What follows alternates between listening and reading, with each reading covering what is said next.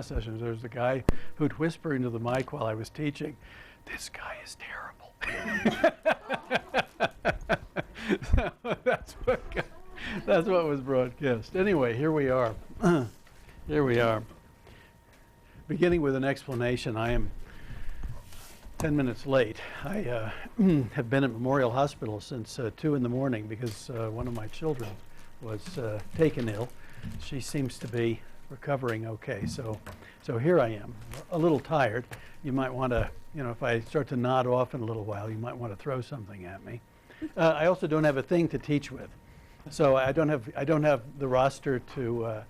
I don't have any of the books. I don't have my notes, but I do think I can reconstruct what I had in mind. Yeah, I might actually ask later in the hour for a copy of the book on the French Revolution in global perspective, because I was wanting to draw attention to one passage. Right, I will ask for a copy of that when the time comes. But I wanted to take stock a little bit more of Timothy Tackett, the one who wrote the book on the coming of the terror in the French Revolution. I mean, that was the lead book. And that offered, in addition to the analysis that we have been over, a narrative that took the revolution up to the fall of Robespierre. In other words, the execution of Robespierre and the removal of the Jacobins, and in particular the Mountain as a faction of the Jacobins, from power. We'll have occasion later in the semester to speak about what came next. It was a form of government known as the Directory, which served as a kind of waiting chamber for Napoleon, as things turned out. But in the meantime, it seems to me that we ought to revisit some of the issues in Tackett, but not quite from the angle that we've spoken about them. I have wanted so far to make sure that the basic argument of Tackett is in view. And I think if you reflect upon it, the argument is complex, but it is really quite clear. The argument is in effect this, that the terror came from a combination of factors. On the one hand, circumstances were ever changing in the revolution. No one had prepared for the revolution. The revolutionaries who assumed power in the National Assembly in 1789 faced circumstances that they had not anticipated. And among those circumstances that they had not anticipated was, in effect, the breakdown of the state. By which I mean police powers were uneven in France as of the summer of 1789. The exercise of judicial authority, the courts, that was uneven in France. The collection of tax revenues, that was uneven. That's what your author means by the crisis of legitimacy. There was a National Assembly, and it had taken upon itself the task that the patriots all agreed upon, which was to write a constitution. But what it actually did, in addition to this more legislative function, was not clear. And it was a factor of uncertainty for the revolutionaries, because they knew, in effect, that they were on top of a shaky structure. That the way that a state establishment can uphold people in power, that way did not exist for them. That had to be built. And of course it began to be built in a rudimentary way. But compared with the resources and the operation of government that Louis XVI had at his disposal, those men had very little. All right. So they come to power in 1789, and they really, although the revolution has not been anticipated by any of them, and that's, if there's one fact to hold out of the coming of the French Revolution, it is that it was planned by no one. But they fall into the role quite quickly. They understand that as patriots, the thing they need to do is reconstruct the monarchy in such a way that by a constitution, the power of the king will be balanced by a legislature. How that will be spelled out is up in the air. It takes them 2 years to work on that. They do work on that. And, but by the end, they have a constitution in place, 1791. The king agrees to it in 1791. And the idea is that there will be, in perpetuity, a legislative assembly that has a distinct function to play in government. And the monarch, Louis XVI, has a distinct function to play in government. And that looks like the end of the revolution from the standpoint of the revolutionaries in 1791. And these radicals, whose role in the Reign of Terror we've already spoken about, in 1791 were virtually to a man behind the idea of the constitutional monarchy that they themselves had helped to create. All right? So these are men who are bound to the ideology of constitutional government in 1789, and that is also a factor that accounts later for the Reign of Terror, because of course their establishment of constitutional government does not work. The circumstances are awful. The king wants to be anything but a constitutional monarch. They face a counter-revolution within France. They face foreign powers who, by late 1791, are beginning to agitate in favor of war, and so they're in a condition of virtual panic. In addition to this, and this is, I think, the factor that really sets Tackett apart as a historian from others. In addition to this, they are prone to panic. I mean, emotion is a large factor in the way in which one thing leads to another, which leads to another, and they begin to hate the enemies of the revolution, including, as the months pass, one another, because they divide into factions and identify the opposite faction as an enemy of the revolution, which we can see, I think, at a distance was an absurd claim on their part, but the claim was made nonetheless. Now, what I have said so far, and that of course leads to violence, and that of course leads to the Reign of Terror. In the end, they put to death not only the priest whom they claim opposes the revolution, not only the aristocrat, nobleman whom they claim opposes the revolution, but they put to death each other. And that's the Reign of Terror. That's the Reign of Terror. And it's finally put to a halt because some of the politicians of the day who have responsibility for the Reign of Terror up to their eyeballs fear that the wrath of Robespierre and others of the Jacobin leadership, the Mountain, will fall on them next. And in a kind of preemptive strike, they take out Robespierre before he can take out them. All right. Now, so far so good. This will seem like a rehashing of things we have talked about. I wanted, though, to use Tackett for something else as well, and I want to spend several minutes on a reconstruction of the basic narrative of events. So you have from Tackett not only a general interpretation of how it is that the terror was produced from a range of factors that I think we've already said enough about, but what the basic narrative was. And I want to go back to 1787, which one historian once described as the point of the pre-revolution, and kind of develop the story forward up to 1792, 1793, just so you may feel more comfort about talking about the basic narrative of events. In 1787, the king is out of money. That's all I see. The king is out of money. No one plans a revolution, at least not of the scale that would come in 1789 and thereafter. Someone begin with a quick explanation. Why was the king out of money? What had the king done to strain? Yes? The Eden Agreement broke a lot of his versions and stuff like that. They had to fight the 7 Years' War, the American Revolution. Okay. All right, so there are a lot of these global, and you're already anticipating the conversation later in the hour, because a lot of these global entanglements reach into it. I think too many times people say, well, Marie Antoinette was an expensive queen, and let it go at that. No doubt she was an expensive queen, and there were a lot of expenses at court.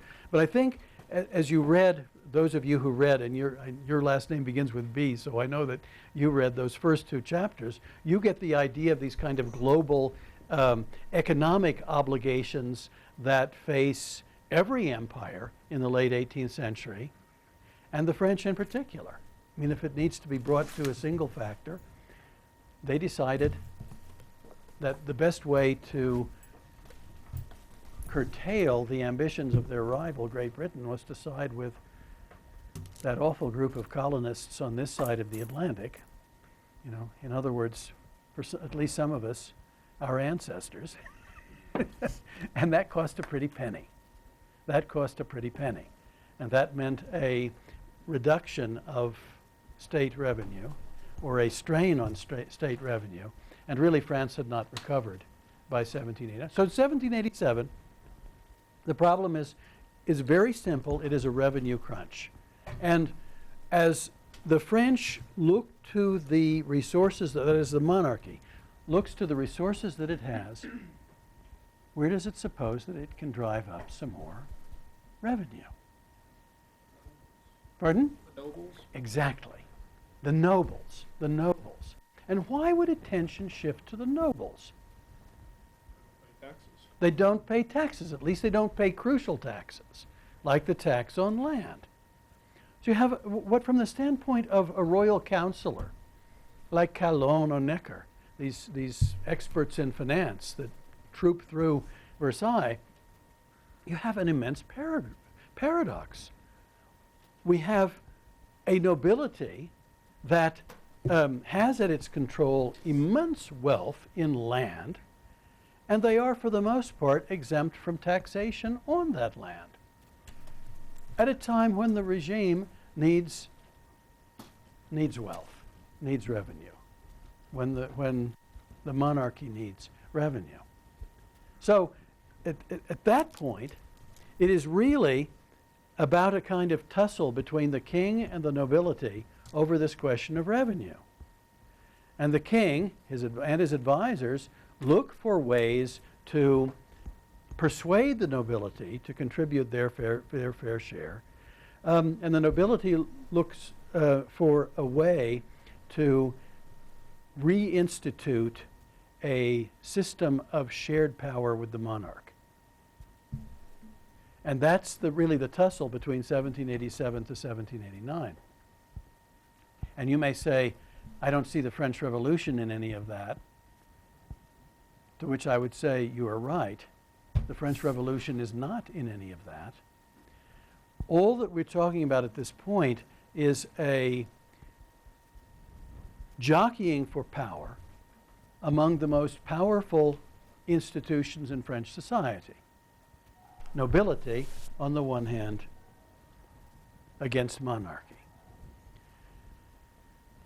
Out of this, the nobility press upon the king the establishment of the Estates General, or the reconvening of the Estates General, which had existed in centuries past, but had not been convened since 1614.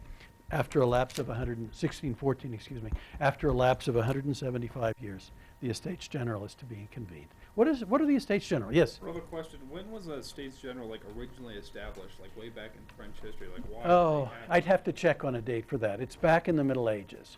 It has a status in the history of the French monarchy that goes back to, it's similar to the Parliament in Great Britain. I'd have to check on when that was exactly. But it only convened at certain times. Right. Dire need, I guess, right? No.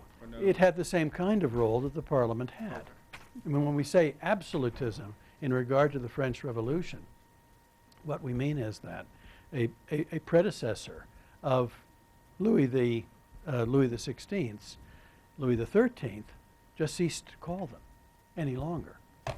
In times of need, in times of no need, they simply ceased to meet. And absolutism really means the curtailment of noble power in favor of the monarchy. That's what that means in this context. All right. So here come the, tell me, why plural? Who are the estates? The different classes, right? The different Okay. makeup Okay. of society. Okay, and there are three of them, and which are they? So the first estate would be the clergy. Right. The second estate was the nobility, and the third estate was the working people. Okay, and in fact, everyone else, Everybody else. the commoners. Okay, so three estates. Now, in the commoner class, there's bound to be domination by whom? The bourgeoisie. Okay, the bourgeoisie. And what is a bourgeoisie? Dylan, what's a bourgeoisie? They're the more upscale, kind of middle class almost. Okay. Skilled workers. Okay, upscale, skilled. They would be people who had, in many cases, an education. You know, lawyers, government officials at more modest posts in the king's administration. Professional men. They might be a physician. They might be men who earn their living from finance. They might be men who earn their living from commerce. They might be men who earn their living from some form of manufacturing. Yes? Nick, can you add tradesmen in general to that list in the bourgeoisie? Not often. Not often. But I mean, the French speak of petit bourgeoisie, you know, petty bourgeoisie, lesser bourgeoisie. And often the tradesmen, you know, the cabinet maker, the shoemaker, the tinsmith, and so on and so forth.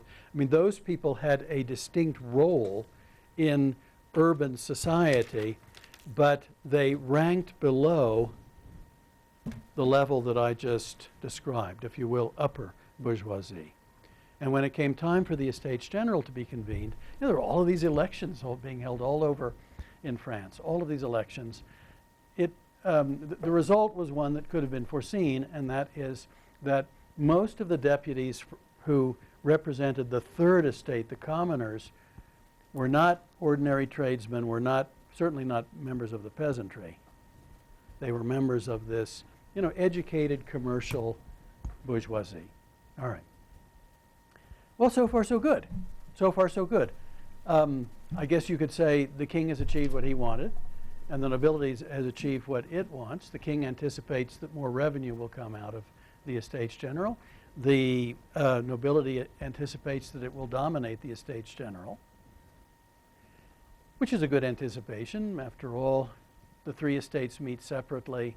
The nobility has the power of a veto on enlightened reforms that may come out of these dubious characters whose, you know, wealth comes from the law or from government service. And it looks like they have a kind of stranglehold, or they will have a stranglehold, upon the Estates General. And so far, I call it a revolution if you like, but it is nothing of the scale that would come. Nothing of the scale that would come. Because no sooner do the deputies meet in Versailles than a big stink begins. And what is that big stink? And who raises it?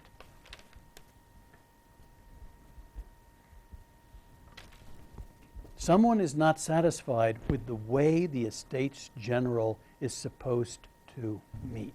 Brian. Third estates wants to have their vote doubled. Okay, they want to have their vote doubled. And you could say, well, double it, triple it, quadruple it. If the nobility continues to have its veto power, Meet together. they meet together. They meet together. So 600 commoner deputies, roughly 300 noble deputies. You do the math. Remember, you've had high school mathematics more recently than I have. Okay, 600 commoner deputies, 300 noble deputies, 300 clerical deputies, and all you have to do if you're in the third estate is unify your ranks and draw in the occasional nobleman who's, you know, read Voltaire or Rousseau, the occasional, you know, member of the lesser clergy who sympathizes with the commoners, and you're home free. Reforms are possible.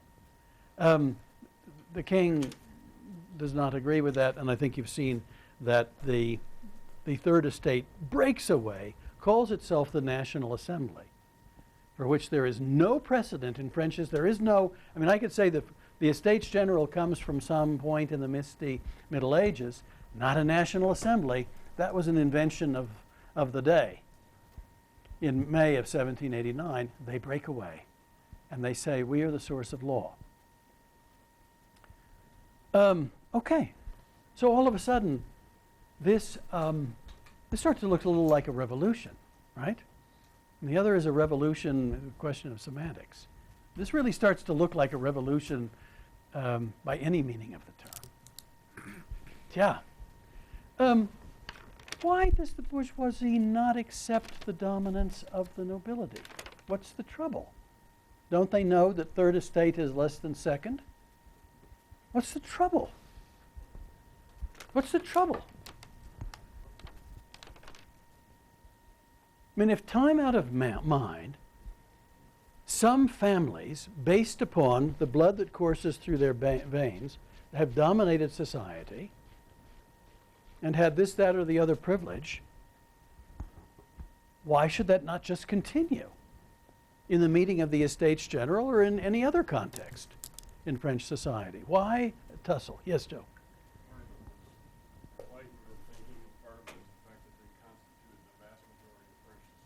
All right, okay.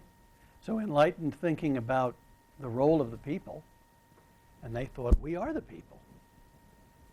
We are the people. Yeah, Victor? They were becoming convinced that they were just as good as the nobility. All right, okay. Every sense. Let me ask you this, just in general.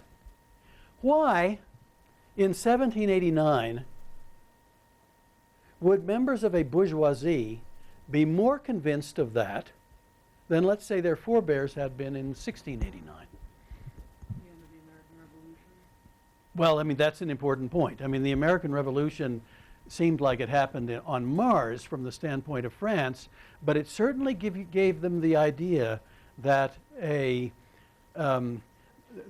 group of citizens could just rise up and establish a state. Yes? Tackett talks about in the book that... Pardon? Tackett talks about in the book that there's a cultural break between the nobility and the middle class, the bourgeoisie. Largely it has to do with defending like their honor and whatever. They're all kind of criminals. Okay. So they view the nobility as less educated, more Yeah. militarized. And That's a good point. A cultural divide. A cultural divide. so they see themselves as more enlightened Yeah. in some ways. The nobility is rough and loutish and violent. I mean, you point out, I mean, not only they're militarized, but the nobility has a virtual monarchy on, monopoly of high positions in the French army.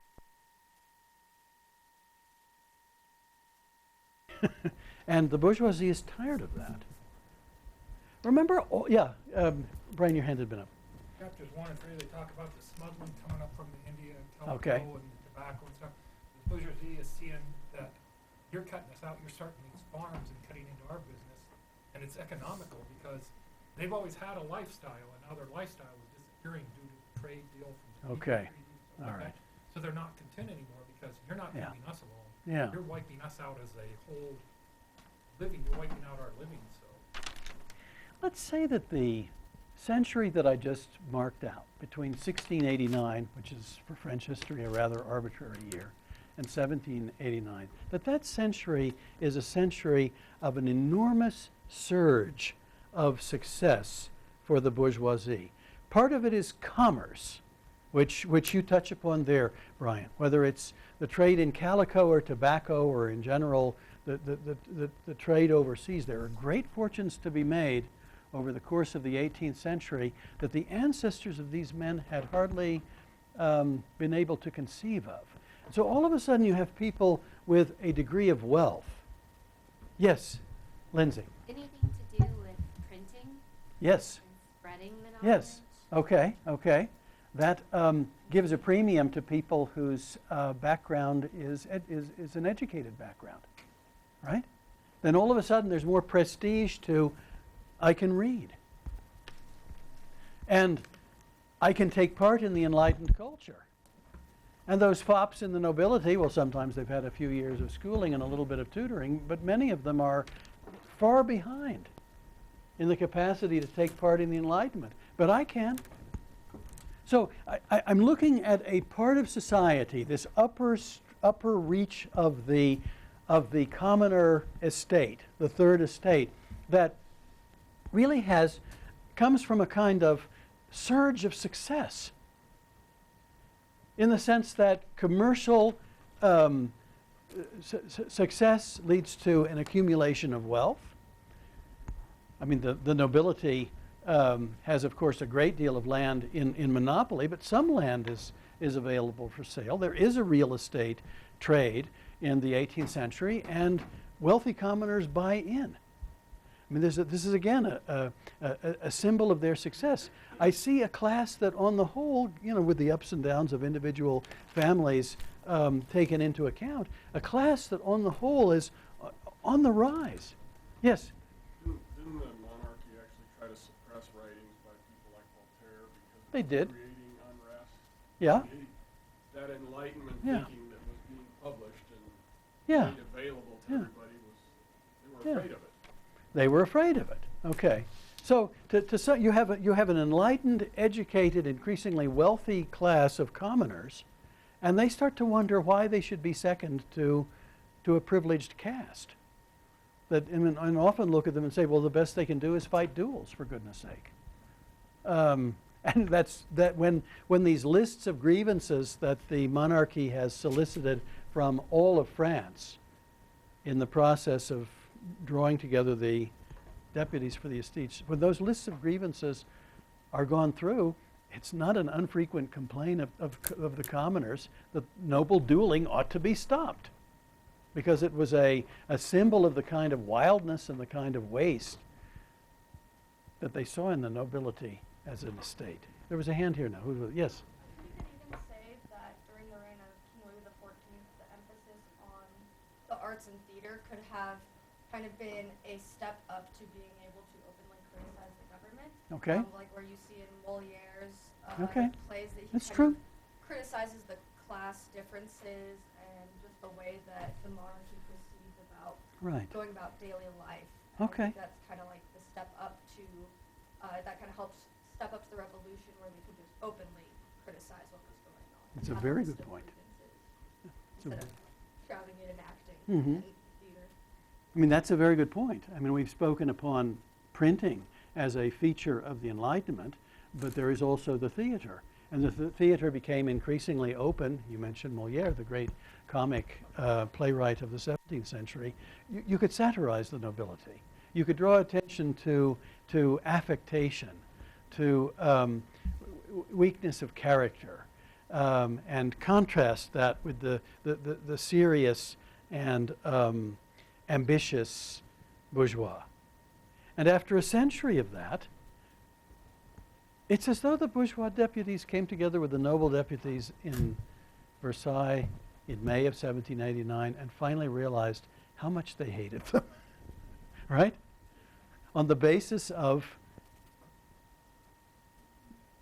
the culture in which they had become, about which they had become proud. Educated, successful, men of means, men of business. And why should someone whose only distinction lies in ancestry have any kind of dominance? That, it seems to me, is not hard for Americans to understand, right? Because we're a society that, I would beg, for one of my colleagues in American history to hold forth on what became of the value of nobility in the United States, because obviously Great Britain had a nobility, and we were a British colony. But it's quite clear to me from the little bit that I have gathered in about the history of our country that the virtues that came to be valued leading up to 1776 were virtues of education, virtues of business success, virtues of independence, hard work. And so it can't be too hard for us to imagine the sort of climate of opinion by which a group of bourgeois deputies in the Estates General would take stock of these noblemen and think, why? Why any longer? Okay, and that turned out to be a revolutionary sentiment, yeah. Who actually coined the phrase and the idea of new man? Oh, I'd have to see when that first came up.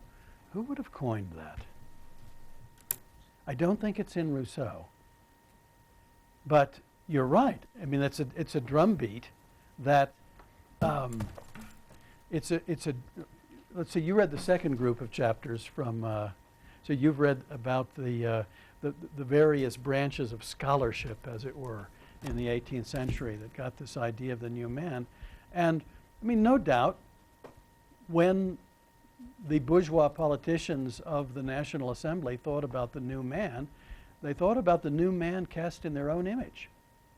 Independent, ambitious, hardworking, principled, devoted to the rule of law, capable. And those are the qualities that they extol. Good question, the new man. I'd have to look into that. I'd have to look into that, when that term was first used. Is the concept of regeneration. Right? Regeneration. And when I read that, I had tried to poke around on the internet. The only thing I could find was Methodist. John Wesley? Wesleyan thinking. Is Okay. that where it came from? I doubt it in the context of France. I mean, that's a good question. I mean, that's something that interests a historian. I wish I could supply an answer, but when does a key term first crop up?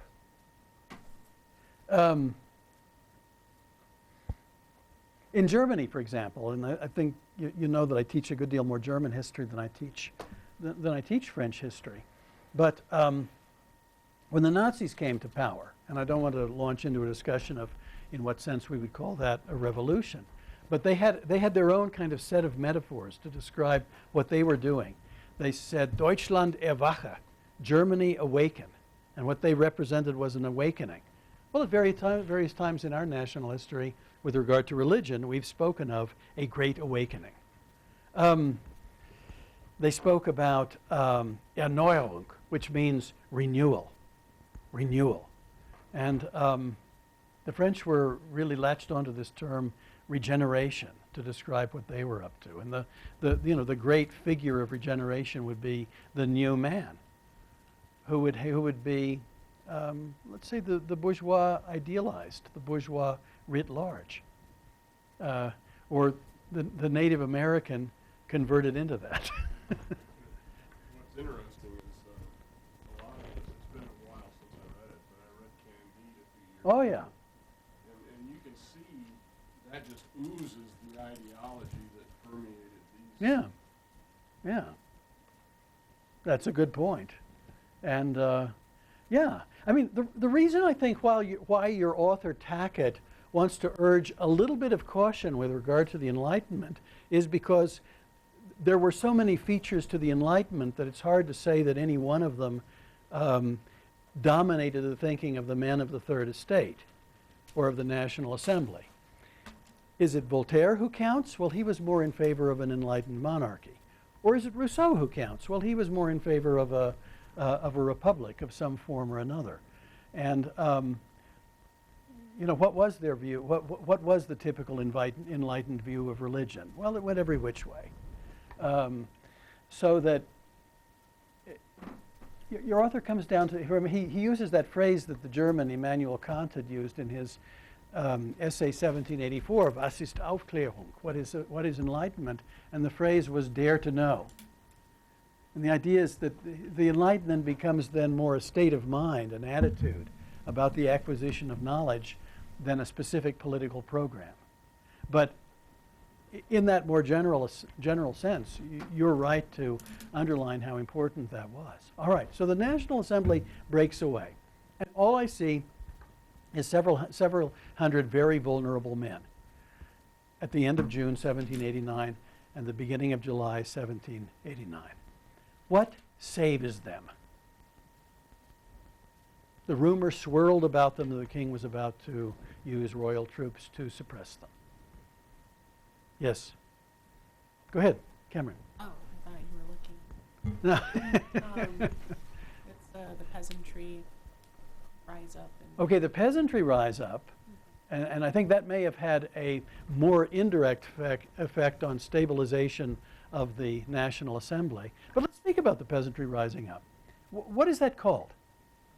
There's a phrase that has come to us from history. It began to be called this in the late 18th century. What is that phrase? Well, there are a lot of bread riots that go along with it. But it wants to describe the extraordinary spectacle that here and there, in many settings in rural France, peasants rise up against their lords and refuse any longer to pay their dues, and are certain that bandits are about to overtake them, and arm themselves with what is to hand, including in many cases just a pitchfork, with the idea that the Lord's soldiers or brigands or bandits of some type are just over the next hill, and they need to defend them. It's one of the most extraordinary examples of collective panic that I know in all of history. And it's, as I say, some of it can be traced from region to region. Oh, well, this region got the idea from that region, but some of it seems quite sui generis, quite spontaneous. Yes? Were there actually bandits that were attacking? No. Yeah, they're just convinced of it. All right. And what's that called? Anyone have that term? The great fear. The grande peur. The great fear. Okay? And because the peasantry was fearful. But out of its fear, if it moved in any direction at all, it moved in the direction of a refusal to continue to recognize obligations to their lord. I mean, in some extraordinary cases, there were attacks on the lord's castle, and burning of records about feudal obligations. And of course, that dovetailed nicely with what the deputies of the National Assembly decided the next month, and that is to eliminate all those obligations. Just to eliminate them. Everything that came out of tradition, they called them feudal obligations. These various duties and obligations that a peasantry had to its lords, those all went out of existence. The assembly said there has to be compensation, material compensation for many of them to the lord, but to which the peasantry said, "What? I can't hear that." Remember E.J. Hobsbawm, his brilliant comment that refusal to listen is a form of class struggle, or can't be a form of class struggle, because really most of these obligations just ceased to be met, and few peasants ever compensated any lord about the abolition of these things. All right, so again, my question was, back to Versailles. I see about 700 vulnerable men who constitute the National Assembly. They have no force of arms to defend themselves. The king has tens of thousands of troops at his disposal in Versailles. The rumor swirls that he's about to use them. The countryside adds to the general feeling of unrest and unsettlement, but does nothing directly in these crucial days in early July 1789 to protect the National Assembly. What does protect the National Assembly? Yes? Don't people take the Bastille? The taking of the Bastille. Good point. The taking of the Bastille. July 14th? July the 14th, right? Their Independence Day, so to speak. Because Bastille is in, what is the Bastille? It's a prison. Pardon? And pardon? And an armory. And an armory. Okay, they want the arms. They in the course of, because these rumors have swirled around them too, that the National Guard not the National Guard, that the King's troops are about to be used to disband the National Assembly, to seize the streets of Paris, and in this way to put an end to all talk of revolution. And the National Assembly cannot believe it. I mean, it comes so to the advantage of these politicians in the National Assembly that masses of people in the capital, 20 kilometers from Versailles, have taken to the streets to riot and in this way to demonstrate their support for the National Assembly. And suddenly that looms larger than anything that the king would do with the king's troops. Joe? Bastille Day. Bastille Day, right. Bastille Day. I mean, that's the day when, the fireworks go off. Yes? How in the heck did they take it, I guess? Like, did the French soldiers guarding it not fight back, or? They did, and that's what led to the execution of several of them. That they did fire, but these thousands of people who assembled in front of the Bastille managed to get the drawbridge down, to come across the drawbridge, to enter and to seize the governor of the Bastille, that is of the prison. He was in the end executed by them. Yes. Part of that was responsible because part of the military turned against them. Right. They brought Canada. Right. And I think that's the biggest effect of all on why the king didn't move against Okay. people and against Versailles and stuff is I can't trust my military. Okay. Uncertain of his own forces. Some of them were mercenaries that he could count on. There was no reason for a Swiss guard to sympathize with the common people of Paris. But to the extent that French troops were involved, their sympathies were drawn to the revolution in the same way that ordinary people were on the streets of Paris. Now, then all of a sudden, sort of the clouds part for the National Assembly. They begin to meet in Paris, and ordinary Frenchmen in the city of Paris, and there's some resonance for this all throughout the land. Ordinary Frenchmen begin to identify with the revolution. And the National Assembly that, is trying to stitch together the institutions of a new government and having a hard time can set to what it regards to be its main task, which is the issuance of a constitution.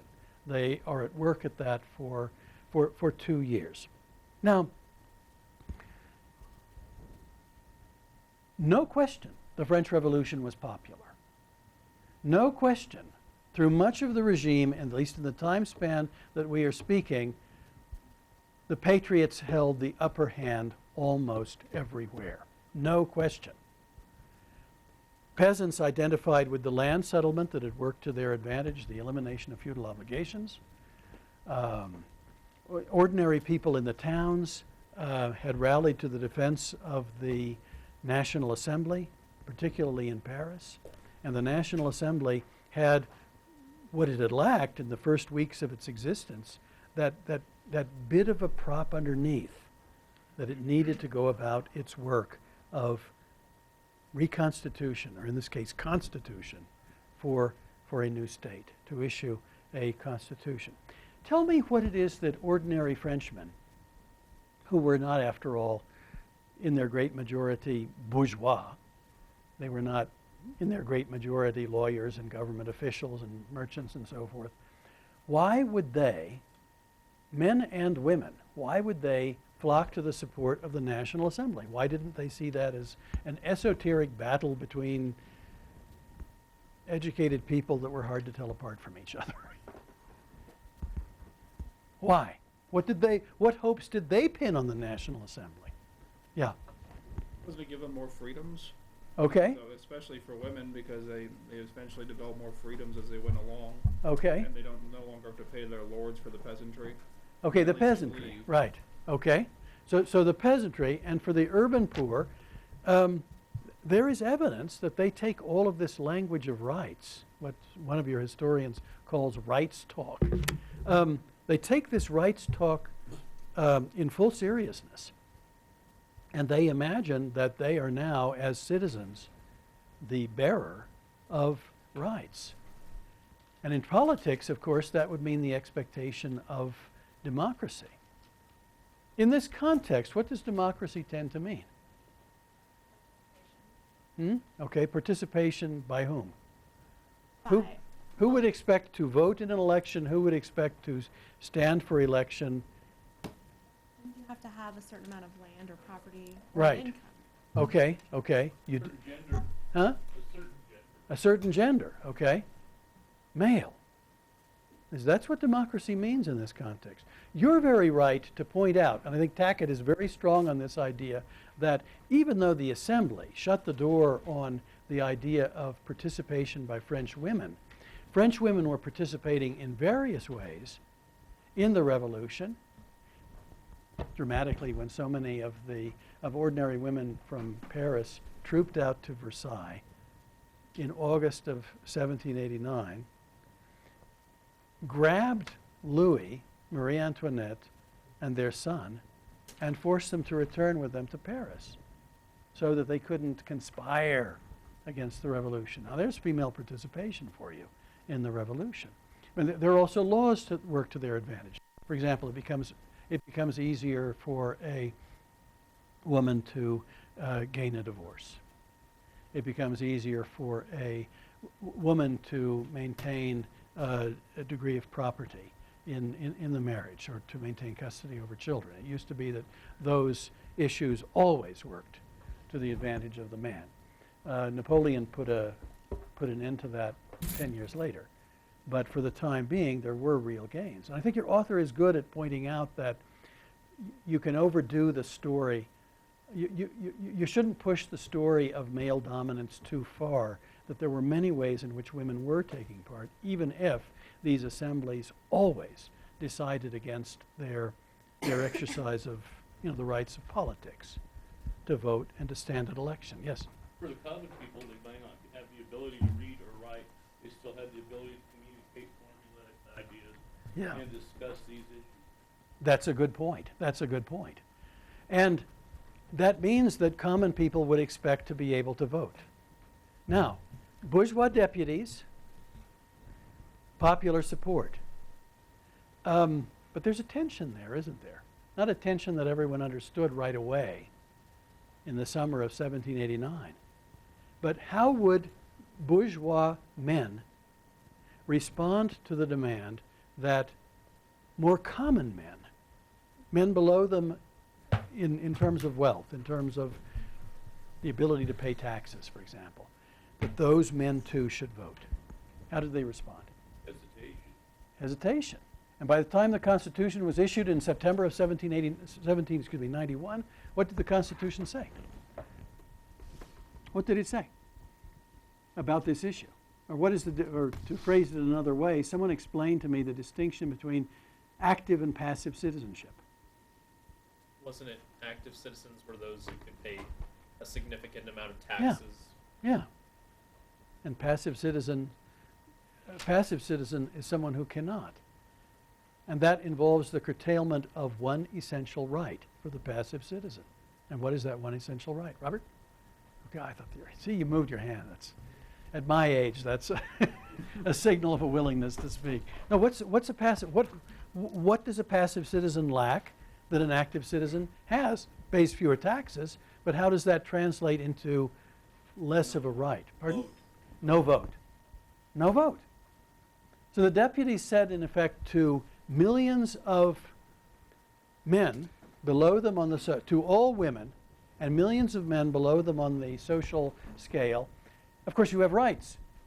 You have rights up one side and down the other. You have rights to assemble. You have rights of free speech. You have rights of freedom of religion.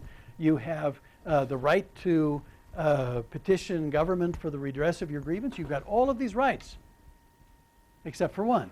You cannot vote. Yes? I think that creates a sense of that the people have no real impact, no participation in their own ruling. Very good. Very good. Now, a moment ago, we considered the way in which Tackett points out that women weren't beckoned into the central hall of authority, which was the assembly, but that in many ways women took a hand in the revolution. Now, common people in general, men and women, shut out from the ultimate exercise of power because they could not vote for the assembly.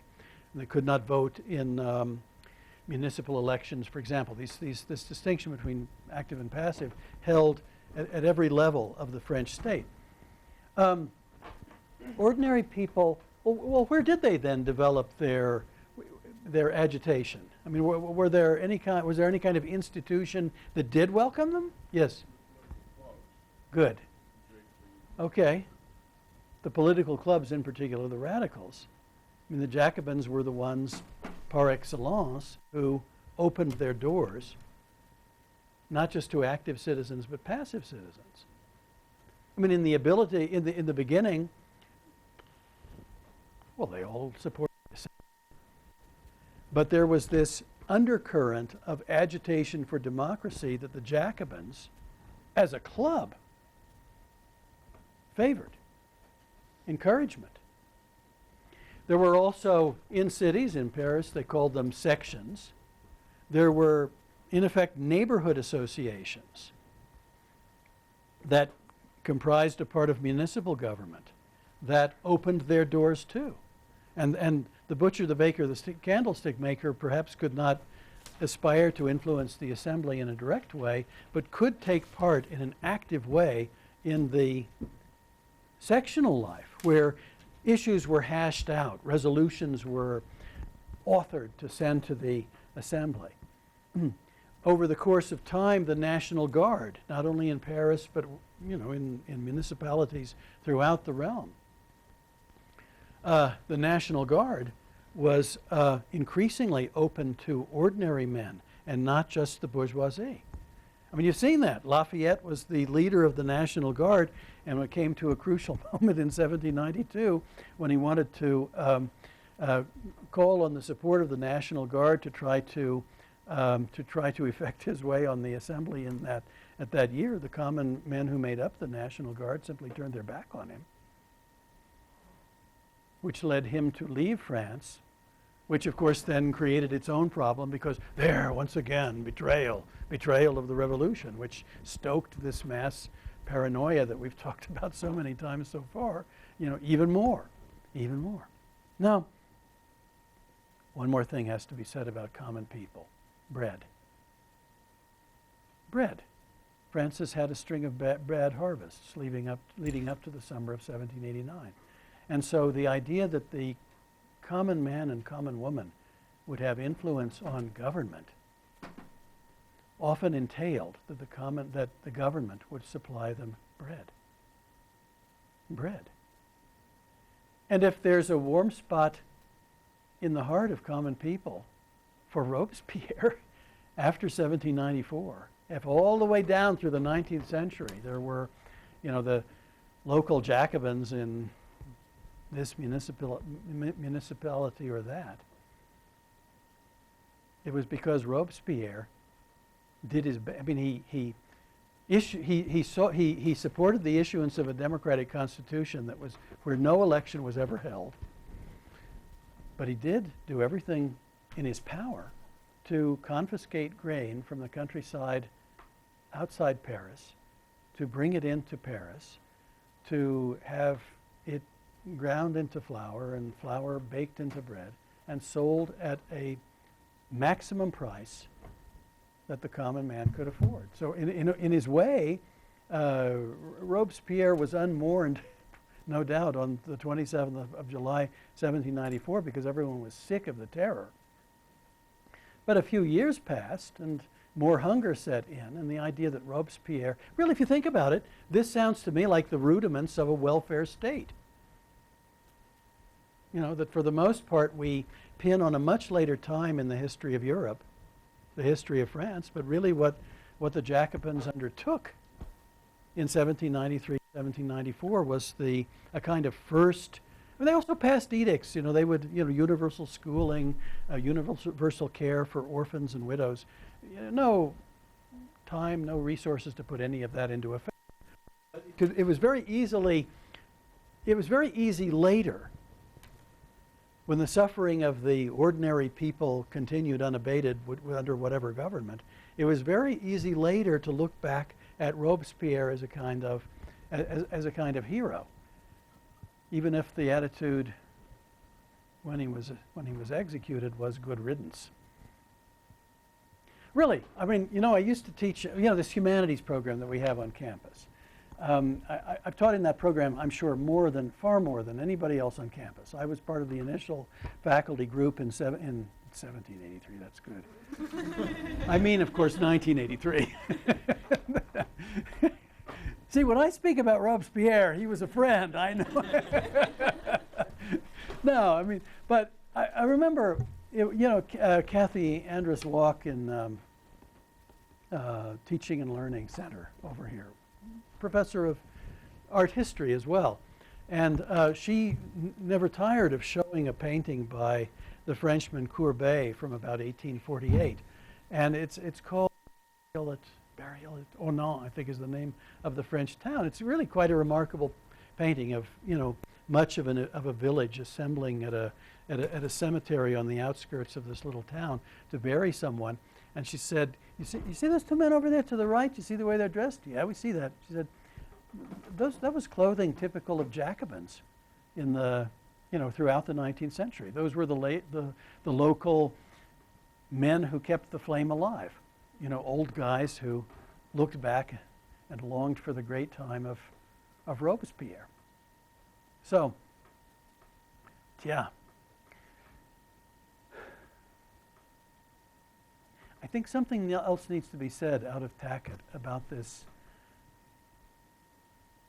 relationship that grew up between radical Jacobins like Robespierre and ordinary people in a city like Paris or in other cities. I mean, the Jacobins were not only powerful in Paris. And that is,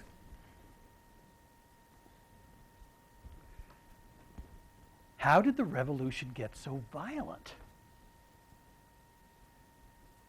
I mean, Robespierre never fought duels. Brissot never fought duels. Desmoulins never fought duels. These Saint-Just, these leaders of the Jacobins or of other, or of various radical clubs in Paris who embraced the ordinary man, never fought duels. Your author thinks that the influx of violence came from where? Yeah. It kind of makes the point here. Once they lopped the head off the king, then they could take anybody's head off. Well, that's true too, and that's true too. And you get the idea that a revolutionary mentality feeds upon itself, which feeds upon itself, which feeds upon itself, and then anybody becomes kind of a wild off with his head, like out of Lewis Carroll or something. Yeah, Victor. Right, And then duels and equal concentration, but you're dealing with execution and assassination. Okay. Once someone can assassinate you. Okay. Okay. That's a good point. That's a good point. Yes. I think it also has to do with the culture of the peasantry and the working people. Yeah, urban okay. centers. They pulled the National Assembly out of the fire with violence. Yeah. So eventually, you would figure that that would sort of, in a way, infect the minds of the young. Yeah. Really, for the Jacobins, for radical Jacobins like Robespierre, the constituency consists of, ordinary men in Paris. And they were a violent lot. And your author points that out. It's not only the nobility who fought over their honor in in the years leading up to 1789. It's also ordinary people, and they didn't have, swords and rapiers and all that. They would, pick up any old thing and just go at each other. And, often, I mean, we've pointed about the way the mentality of violence fed upon itself among the revolutionary elite, and how paranoid Robespierre was, and so on and so forth. And once the king was executed, the certain level of inhibition was dropped.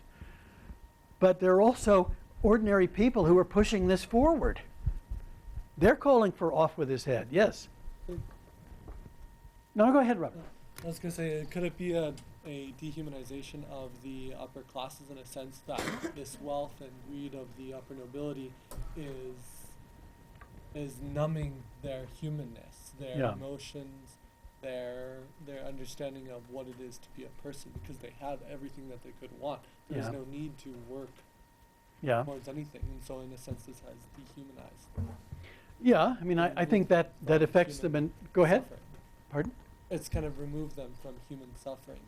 Okay, I mean, it certainly has alienated them from society. They're a class apart, but at the same time, it's alienated, it's ruined the feeling of humanity that the rest of society could feel toward them. In general, I mean, there are exceptions to that. Yes? However, it was like as the revolution progressed, they started getting more powerful, and then once they started going to war with other countries, they saw vulnerability. Yeah.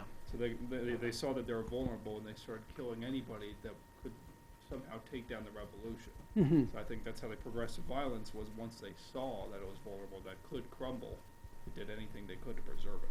Yeah. I mean, that's a good point. It's this attitude of panic. I mean, think about everything they had to panic about. Yes? Roberts, I think it's desensitized. Like when that first child of the refugees drowned, and they had all the video, and then like 30 drowned. Look, I did Colson. He first describes the people in the street as rabble, low-life criminals, Yeah. animals. Towards the end, even when Harry O storms the committee, he's like, oh, it's calm and peaceful. They just, what they used to see as, oh, I don't go to execution. Yeah. I'm attending this execution. No big deal. Yeah. They got attuned to the violence. Oh, Yeah. oh, we're killing people. Oh, well, I so mean, what? that's a good point. And you've all been off working about Colson or Rosalie Julien or who's Rouaud, okay, the bookseller.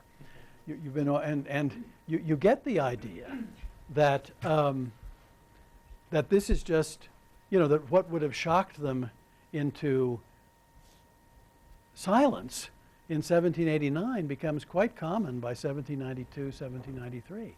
They get used to it. They get used to it. Yes. I think Rolt almost doesn't get used to it because Rolt starts off like he's in favor of the revolution, but he always has a little part about how he admonishes Yeah. violence. Yeah. And as it goes along, he starts to despise the revolution. Mhm. Is what Okay. it becomes. I think Okay. he's the only one that really kind of stayed true to himself Sure. almost. Yeah, okay. He's also the one who keeps on writing the Yeah. most out of all of the other people at year 2. He Yeah. still does it very discreetly and only when he feels comfortable, but he's still sending out letters where some of the others have stopped completely and stuff. So Okay. Yeah, good point. Good point. And we're reminded that one of the things that is good in Tackett, at least from my standpoint, is that there are these individual portraits in the midst of mass collective action. You get an idea of individual people who are not all quite in the same pattern. Those are good points. Let me ask you something. We've said very little, I don't think we've, well, very little about the church. And the church becomes an issue in and of itself in a way that the revolutionaries did not anticipate. And if you think about it, the Declaration of the Rights of Man and Citizen allow for the freedom of religion. Doesn't that take care of the issue? I gather not. Why not? Not when you're talking about land and money. Okay. All right. So one could say that the seizure of church land and church money was probably quite unmourned by most people in France, including most devout Catholics in France, because they made the distinction between the church as a worldly institution and the church as on a mission to save souls. And an attack upon the one was not automatically regarded as an attack upon the other. As long as the priesthood is intact and, you know, the sacraments are performed,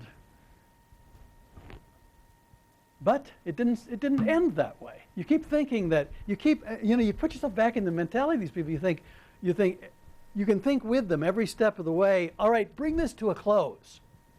That was enough. But then it's never quite enough. What happened to the relationship between Catholicism and this revolution?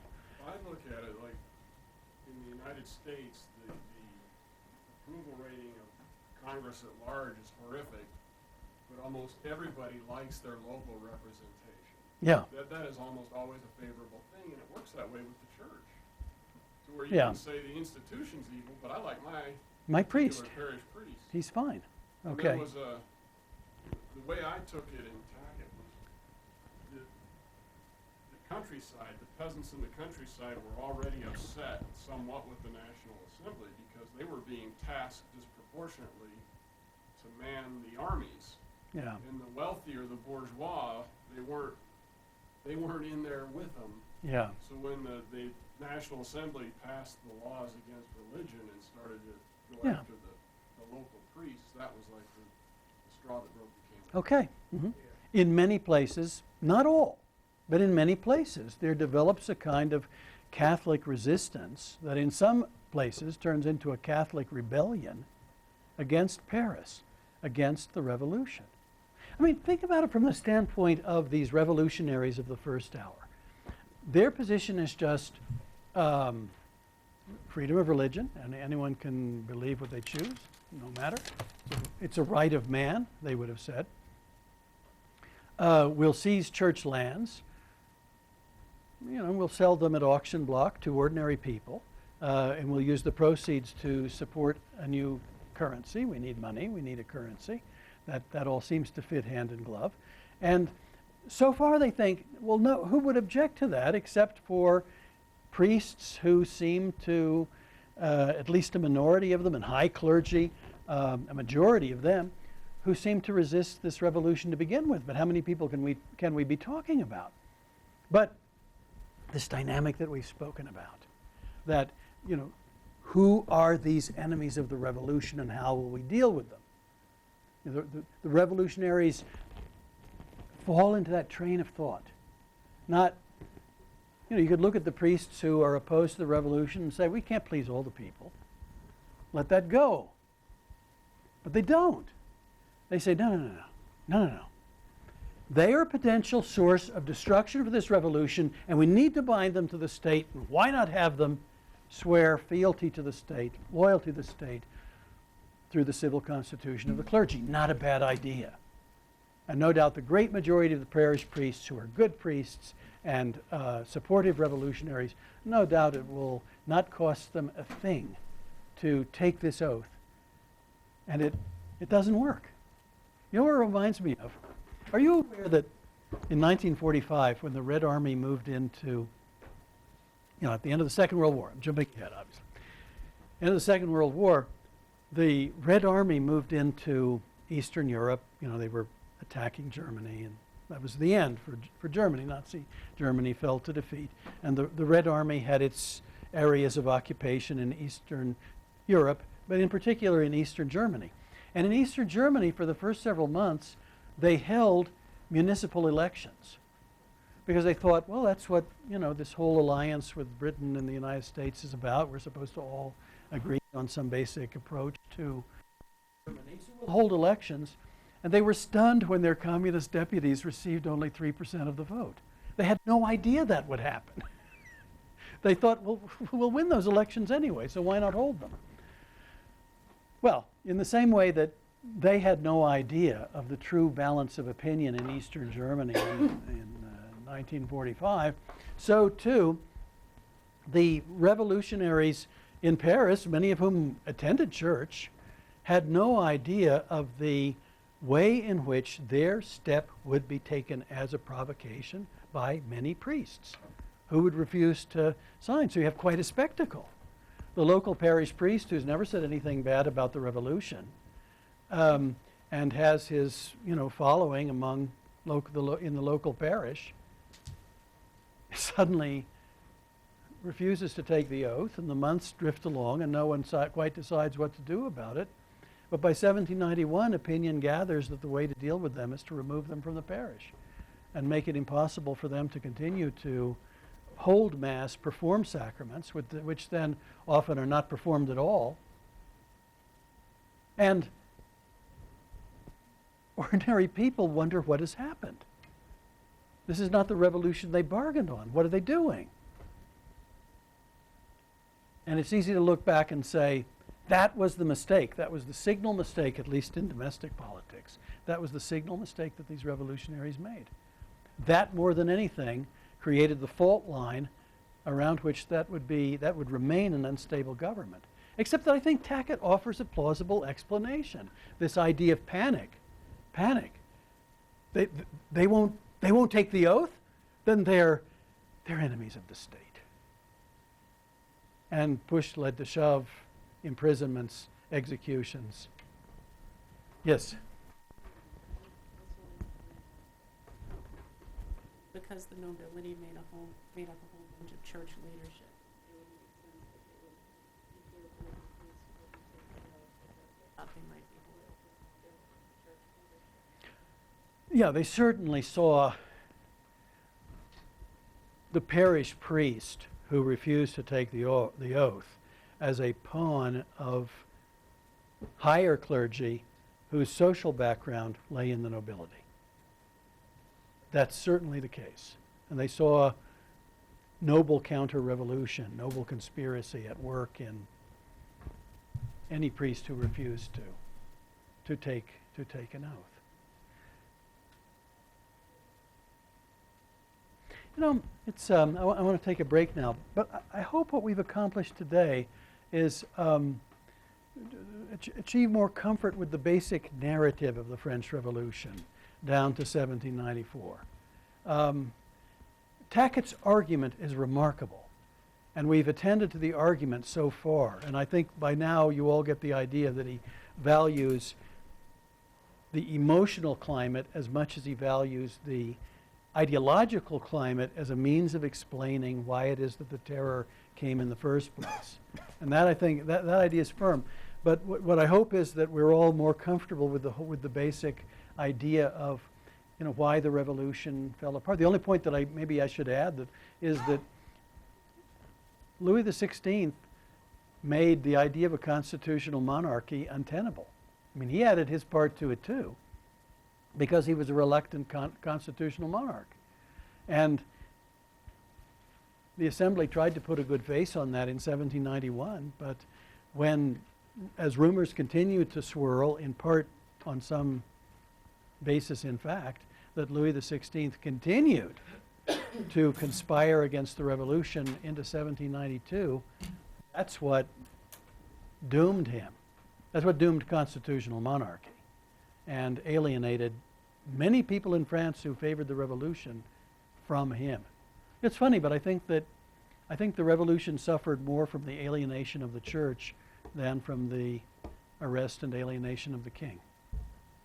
By 1793, most people thought, well, you know, he brought that on himself.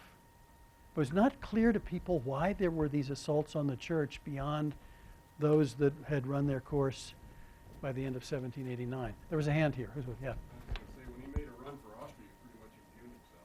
Yeah. Yeah, I mean, that was just awful. And it's almost amazing that they kept him at all after that. And it's amazing. But they did. Robespierre, too, makes him seem almost nice. Robespierre. Although he would dissipate that impression in short order. But strange pictures. Your hand is great. It's a little off topic, but it's kind of on the thing of like, it's kind of interesting how during the revolution they established freedom of religion, but you don't see like what we think of modern like freedom from church Yeah. and state or whatever. Yeah. It wasn't really even established until like 1905. Okay. So Okay. I just think that's like interesting. They had like definitely some kinks to work out over time. Well, I mean, it seems to me that you're alluding to the fact that the priesthood remained in effect, entered into an employee relationship with the state. Yeah. Yeah, I mean that's an element in all of this. That to the extent that priests took the oath, their pay coupon came from Uncle Jacques, from Paris. And that's quite something too. Listen, let's take 15 minutes, okay? And what I would like you to do in those, go and refresh yourselves. As I told you, I was at the beginning of class. I've been up since 2 in the morning at the hospital with this family crisis, which seems, and I'm starting to wind down, but I think I can hold up a little. But what I'd like you to do for the next 15 minutes is, go and get a drink of water or whatever you like to do. But then get together with your little groups, your A through H and your I through, I through Q and R through Z, all right, your last names, whether you read chapters 1 and 3 or whatever those other 2 chapters numbers were. Just meet together, sort of, share a few ideas about what you read. I know you've been raising these issues about the Eden Treaty and Brian, about the Eden Treaty and about these these smugglers who became sort of darlings of the people. the harder the state crashed down upon them in the 1780s, and the rest of you, you've read, you know, other chapters about slavery and feminism and various issues. So just kind of make, you know, get together and take sounding, and then we'll talk about those issues, okay? The revolution in global. And I think I'm going to go and get something to eat, actually. So I will be back at this by let's say, 3:15, okay? Well, I think that's where it is when I Can you fix it, please, before I kill someone? So I made the main argument with Ruwalt. What are we called? Okay. No. He cares. Yeah, I won't worry about it. Perfect, thank you. Yep. That like he should have backed down from being a Jacobin much sooner than he did. Like so like he considered himself a Jacobin and even, you know, part of the mountain up until like the main, like the Great Terror. But there was a time where he wrote, and he contradicted himself many times. Yeah. And I don't know, maybe he was one of the more confusing people. He had like different viewpoints on everything. Yeah, he did. And so when they started to like really do their de-Christianization movement, like he was like, no, like I really don't like this. But then like the next page, he's like, you know what, it's okay, like we're gonna get Totally, like, index that. Because I found it really interesting. Okay, so the other thing that I really wanted to go into and I didn't end up going into because I ran out of like room and I didn't feel like it served the argument very well, but Ruwalt was writing to his brother who was a parish priest.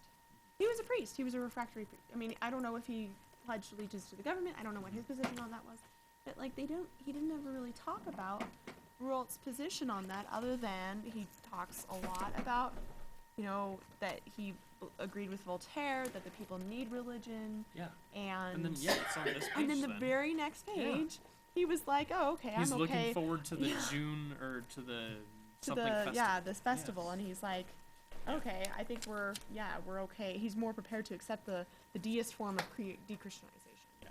Which was it was really Very, very different. And then I noticed too, like his paragraph, like where he's like, "We're complete anarchy." Like a month later, he's like, "Oh, the French Revolution has accomplished more." Oh.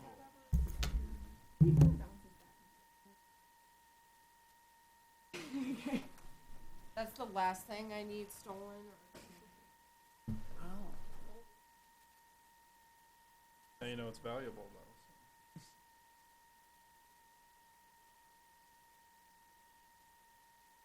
I didn't ever look at her. That happens. Pretty good. Yeah.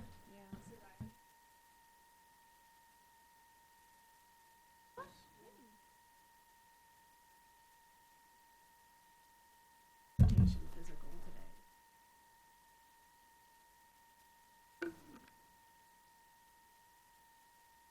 Next week, so that's good. How many hours? In? 20. That's good.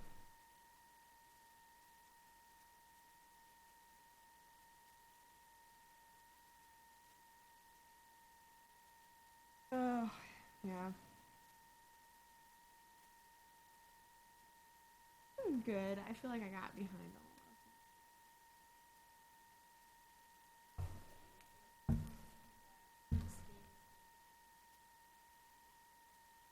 things. Kind of sick, but I didn't ever actually get sick. I couldn't focus on this. Go Broncos. Yeah, I Great. watched. Watch the Super Bowl. I don't watch Yeah. sports, so. Yeah. I went over to my parents' house. Oh, I really would eat this To watch donuts, like a okay? sporting But event. they're not really. The only thing I could ever watch would be WWE. Up in the polymers Oddly specific. in that chocolate would hold them funny, though. together. They Not will that I last even think forever. WWE is The particularly. chocolate that they make the donuts with, you know, it's like plastic. Just Just in ridiculous. general.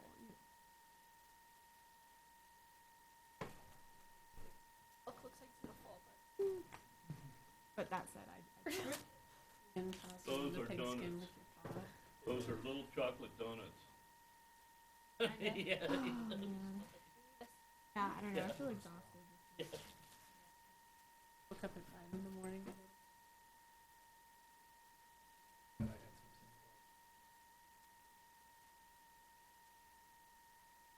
I've got to write one more reaction paper for it.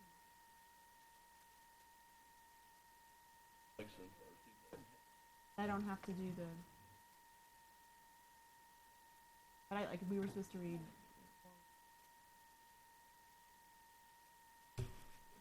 Your what is your last? What is your last? Okay, Are you on the first group or the second group? I'm in the first group. So Oh, I okay. got- I so feel like I'll just everybody's buy in it the off first of. group. I'm It's the like only I'll one I buy it know. off of Kindle really quick. Read I it for okay. 2 hours, make something up about it, then refund it. Oh dear. I think I'm just gonna Change skip when this it one changes, because it this happens, job huh? thing is Yep. Eat it every day. Oh, I seriously ate it. Get one freebie, so. Yeah, it was pretty funny when I was at I like it. Little bit of physical today.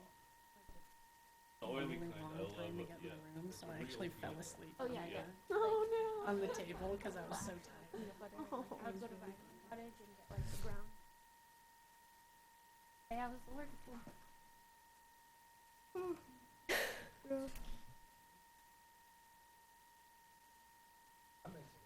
Kinda. Yeah, look at this book. It looks like it's gonna fall apart. Oh. I'm terrified, like turning the pages. Oh my god. So you like, or has they made a peanut butter sandwich?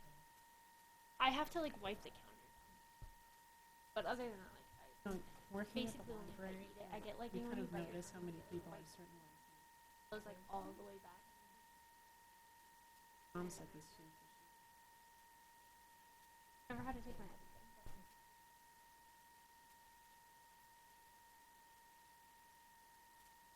Something. Yeah. Most of the Earlier time. than you would think. Yeah. I believe that. Like on the bookmobiles for the regular fiction section, they have shelves, and on the Luckily, starting on like, shelf number 4 peanut on one of butter them. is We have that. I'm so every time you So if that tells I you something. wouldn't try it. Luckily, mine's not that bad yet. Like if I eat peanut.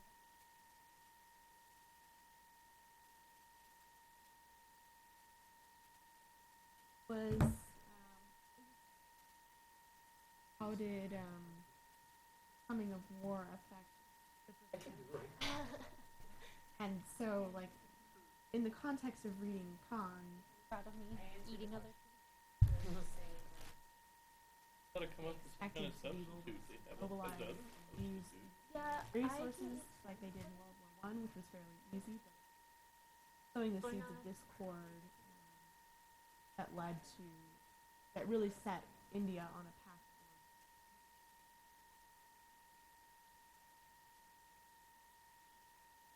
That's pretty much what Khan was. Free Cheerios. They got never had If blue. it wasn't for World Yeah, they War have II, almond milk. India They would have, not have been like, free at that time.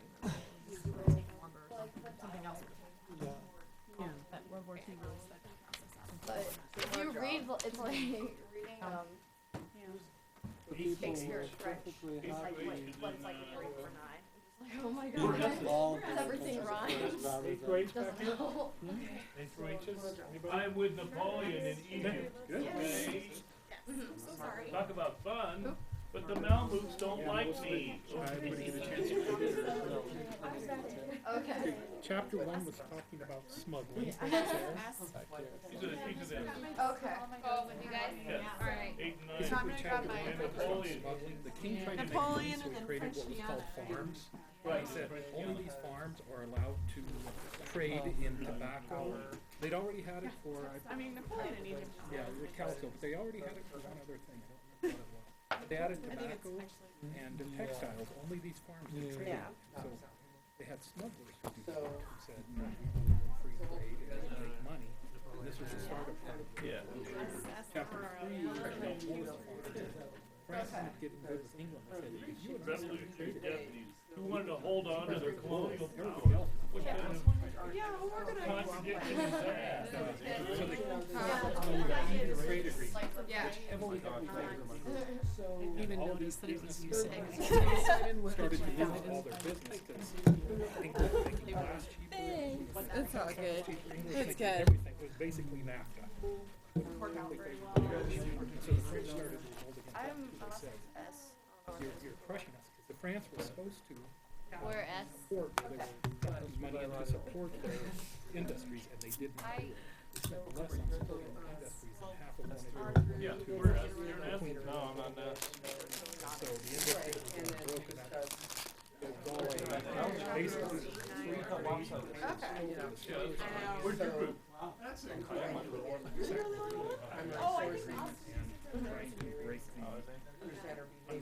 Sorry, I'm sitting in class. Nutshell. Yeah. You could, if you have them in the hard copy to bring them in, like. You found food. Where'd you find that See if at? I can. Okay, yeah, I'll see if I can do it, but if not, if you go to the language center in Squire, they have French speaking students, like one of my colleagues. So actually, before they ever took the Bastille, the first Bible was He actually is he's a native speaker, so he might be able to help you. But I could always wanna like just Directory just says, hey, Yeah, two groups. One wanted the farms to control the farms. You do. Prohibition wanted to do away with tobacco altogether. But both of them fed to the smugglers. Definitely. Counter the revolution. Working for both because we believe what the people want. I'm trying to figure out how we were supposed to read it. Like it was like argumentative, wasn't it? So since Oh, there's they two tell us just what they on want, Yeah, I it should read not be the illegal other for us one to for supply. family. You don't know. Family. Oh, you mean the paper? Yeah. Yeah. I feel like I just watched people it. They saw in a it. sense are having their needs met You're ahead of one way. My laptop broke, so yeah. Keeping it I to just got themselves. it. I'm dealing with that. Congratulations, what, new job? Bring it all in. Yeah. That's good. So the government was selling, Um, government was bringing in tobacco and selling it for 62. Oh, you look so cute. I love it. Are you guys 5'7"? Yeah, that's what I'm saying. So it's kind of more unobtainable. It's not cycling through. Is what I mean. You look great. I love the forest. Tried to. Yeah, And I just got another job. when they did it, with the book the French said, well, we'll That's make out on this great. deal with bring London me a because clerk we're gonna sell them instead the of much we just want. like a. But England said, sport is for men, wine is for women. Getting kind of doing something a little bit. Portugal, they had a in my guarantee that books, they'd yeah. sell 10% less for Portugal's I called off Yeah, so work they just to throw it in do like this that. paper, but Are you everybody wearing said, So oh, France just really Alright. got pretty much hosed turn on it in. Well, I skimmed the Wednesday book. I mean, I didn't get through. They I just didn't- never. No So reason. basically, I think of it as kind of the drug trade. If the people want something, how dare you tell us what the people want?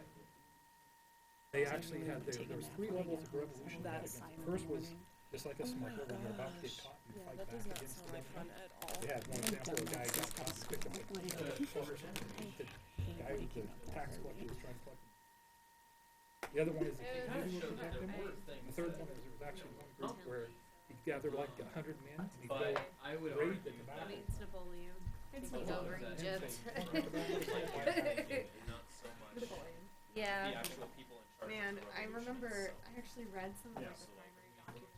Yeah, mainly dealt with Napoleon's They, speech free to trade and then They started to realize the and then statistics and like. an additional they didn't like the free $1 trade back setup of England. Proving like this guy doesn't know what right he's now, talking yeah, about. that's Like it was something so that's really bad. important. Like it They was need so to get on. perceived. They did that. They didn't want the farm. They They did were totally against, but they had called them other farms. plans. The farm was a, Yeah, you were out there, you're the only Always person had the out peak there, you're the guy last who one, mastered the only person authorized Okay, to sell. anytime you can get your ass kicked that bad, Reading back they'd sell it for a high price. That Bruce was was a all high price. soldiers, Yeah, that is pretty good. Well, the smugglers did that too. All of these. Just, I mean, expansions art, of or the recent, national, or Yeah. the natural most of world it, in and the general. only. So for this, like what we're talking about, what? Who's the who? How is this person? What is that? Is that tactic or? Everything else. Yeah. That's coming out of tactics. Okay. They're like, okay, yes, to me, that's Yeah, other book. Oh, no, I was just curious about that. That's all I wanted to ask. All right, everyone. Let us ponder now this entire question of the global dimension. Now, how are we going to do this? Are you going to continue in your seating Okay. in your various groups? which of course makes it easier for me because I don't have to sit and try to remember what everybody's last name is. Or, but do you want to do that, or do you want to resume your seats? How should we do that?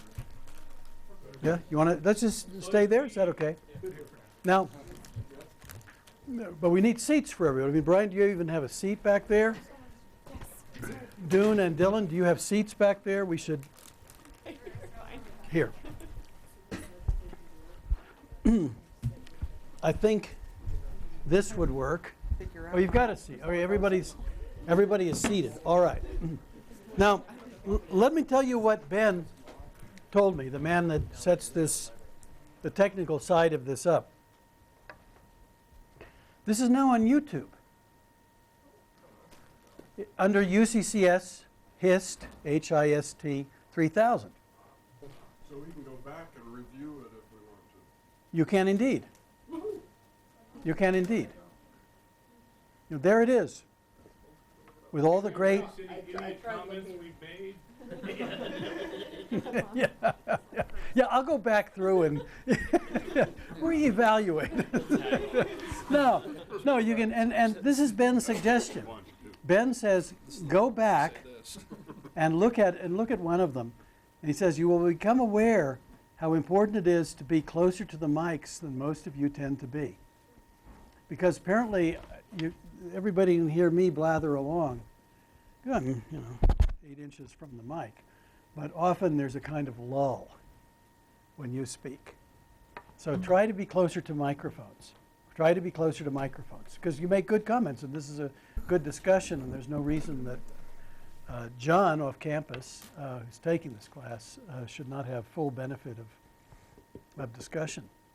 Now, the one other thing I wanted to say was, this whole arrangement where each of you gets a paper submitted to you, and you are the referee for that, for the author of that paper, and you submit a paper to someone else in turn who is the referee for your paper. It has come to my attention that that has not worked 100% in every case. And what I need to do at the end, I think to some extent there are illnesses here that are affecting this, but I certainly need to, if you would just stop here by the desk at the end of class, if you have a problem in either way, if you have not received the paper from the person, or if you've submitted a paper and not heard back. Your question, Andrea, that was, you were submitting a paper to your referee, right? And the referee hasn't acknowledged receipt of it. Okay, so I'm going to have to look into that. To some extent, I think I can just send an email and have an effect.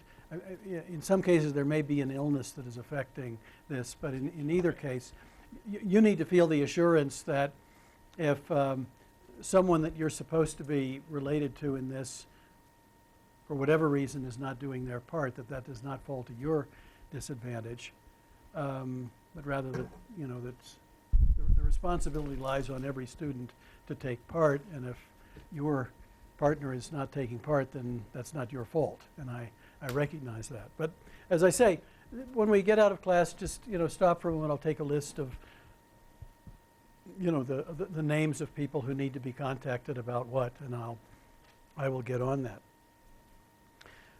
Could I borrow, like here's a copy. Whose is this? Could I borrow this? Who is it? May I borrow your book for just a second?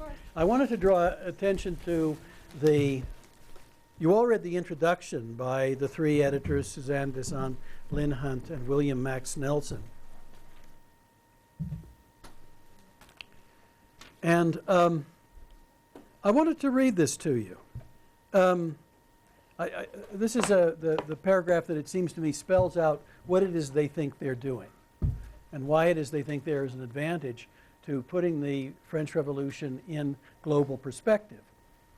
This is what they say. Bottom of page 4, that paragraph that begins there. Globalization is the process of increasing interconnections across the globe. Hardly confined to economic and colonial connections, it can also take place in the realms of migration, disease, communications, war, political culture, and ideas. While some commentators want to limit globalization as a concept to developments since the middle of the 19th century, we favor a longer history in which events in France in 1789 to 1815, the very years of our course, play a special role. The 7 Years' War of the mid-18th century, 1756 to 63. By the way, what does that war tend to be called in the United States? French and Indian War, okay. Was the first European war to take place on a worldwide stage. As fighting raged in Europe, North America, the Caribbean, West Africa, India, and the Philippines. From then on, no European imperial power could deny the military and naval might, colonial implantation, that military and naval might, colonial implantation, and trade were intertwined. The tensions created by the need to protect the colonial empire, increase trade, borrow more money, and build up the navy helped cause the French Revolution. And as the revolution took political, cultural, and economic forms never previously seen, it transformed the Atlantic world.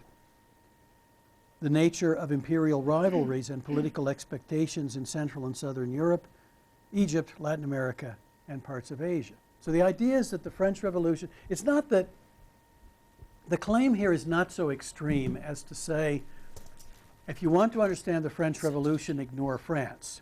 That goes too far. And the things we've said so far about the nobility and the peasantry and the dynamics in Paris and all of that, those hold relevance. But what these scholars are trying to do, many of them young scholars, is draw attention to global interconnections to a fuller extent than I think older generations of scholars did. And you're going to see causes from outside France stream into France throughout this period, and you're going to see France in turn produce effects that stream out into much of the rest of the world. And it's in that sense that this is a global revolution.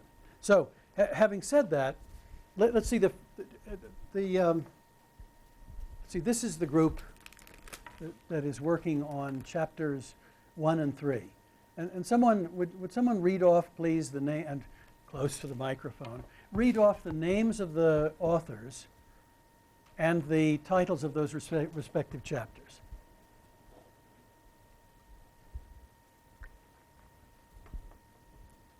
Anyone? Cameron, would you? I mean, it's, you have to go back to the, yeah. Okay, chapter 1 is titled The Global Underground, Smuggling, Rebellion, and the Origins of the French Revolution. Okay, the global underground smuggling, and the origins of the French Revolution. And the name of that author? It looks like Michael Quass. Okay, Michael Quass. Okay, right. And again, I apologize. I was rushed because of an emergency and have come to class without my book, so I'm depending on you. All right, so this is about smuggling. All right, and give me the name of the second author and the name of the second chapter, please. Chapter 3. Oh, okay. Chapter 3 is titled The Fall from Eden, Free Trade Origins of the French Revolution by Charles Walton. Charles Walton, The Fall from Eden, Free Trade Origins of the French Revolution. Okay, very good, very good. Take the chapter on smuggling. Smuggling of what? What was being smuggled?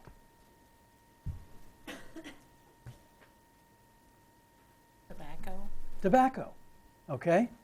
And okay, let's take the tobacco issue. Where did the tobacco that the French had become accustomed to, or some French consumers had become accustomed to, where had it tended to come from? Brian. Originally, it was supposed to be from French sources, but they found it was cheaper to buy it from the English Chesapeake Bay sources. Okay.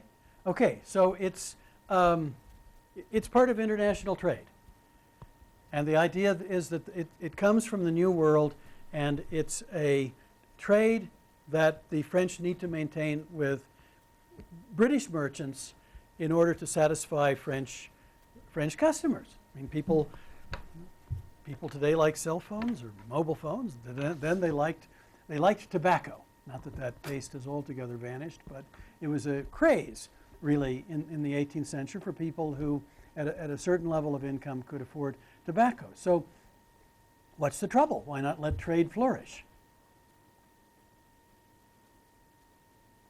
In what sense did, who developed an issue in the interference with that? Yes?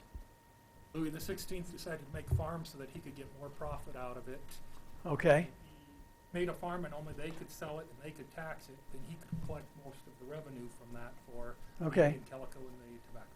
Okay, so this whole idea that trade would go on between a British merchant and a French merchant struck him as an interference with his ability to gather revenue for the state. And we know, we've spoken about this before, how urgent the issue of revenue was for the French monarchy throughout the 18th century and into the reign of Louis XVI.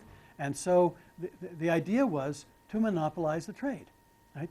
You have to buy it from the king. Okay? And in what sense does that count as a cause of the French Revolution? Why? I mean, that strikes me as a rather nasty step on his part, but yes. The Britain. Give that mic should go closer. Sorry. Cassidy, I can see this is going to be a good comment. So, can you remind me of the question? All right. Why does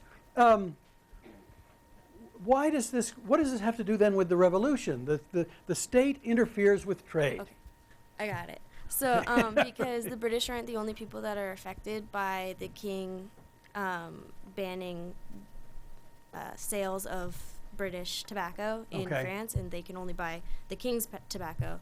It's also it's hindering merchants in France who who buy and sell the tobacco and have to buy the monarch's tobacco at a higher price than they would have otherwise. So they're losing money, but the crown is gaining money, and they assume that what's good for the crown is good for France, but it's not good for the common people who are spending more money and can't afford to buy it anymore because they can't afford it from the king. So one of the implicit questions, that's good. You ought to go into economics, although you're in history. We want to keep you in history, but I can see that you have a touch for economic relations. I mean, think about it. One of the implicit questions that we raised at the beginning of this class meeting was, what stirred up the French against their monarchy? And it turns out that this is one of the things that stirred up the French against their monarchy. That in the interest of his, that is the king's revenue, he would interfere in a trade that was profitable for merchants and to the advantage of consumers, sat wrong with people. You know, and historians go back before 1789 and they look at bread riots and they look at peasant unrest, of which there's a great deal in France in the decades leading up to 1789. To what extent did the French express their unrest about this particular issue?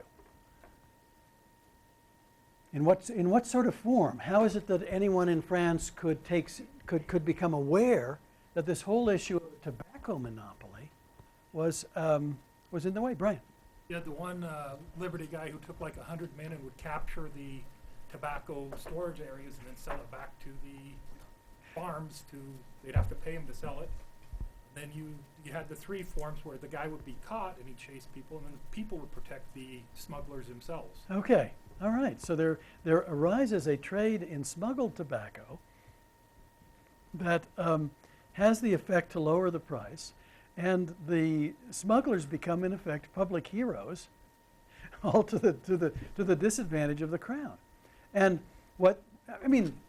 I'm sure that every introductory textbook that I read when I started graduate school on the French Revolution mentioned riots over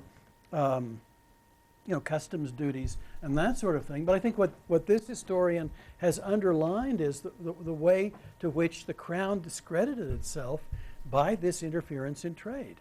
It created a vested interest in smuggling for many people in France, and as the crown tried to interfere, the crown seemed cruel, heavy-handed, insensitive. And by the time 1789 rolled around and people began to add up their grievances against the crown, that fit in too. Now what about this whole, the fall from Eden? I mean, that's a play on a word, isn't it? Because how did they get the idea that Eden, how did the historian here, Walton, come to the idea of putting the word Eden in the title? Yeah, Cassidy. So in the fall to Eden, I take it as meaning it's like a metaphor for their own disillusionment in the king, because when Eve took a bite out of the apple, she gained knowledge, and she was no longer ignorant of who was ruling her. That's a good point. And I would say that's exactly what happened with the French people. They gained knowledge, and with that knowledge, they saw the flaws in their...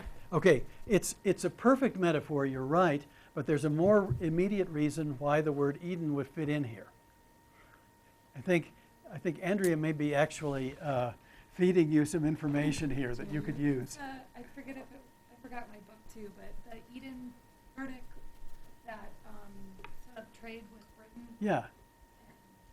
Eden's the name of the negotiator for Great Britain who set up a free trade agreement with France. Brian, your hand had been up. She got it. Okay, now how does free trade work into this? Apparently, economic historians have debated through the decades whether the free trade agreement hurt or harmed France, and how does this historian come down on that question, and why is it important enough to raise in the context of a discussion why the revolution broke out? Yeah, go ahead, Brian.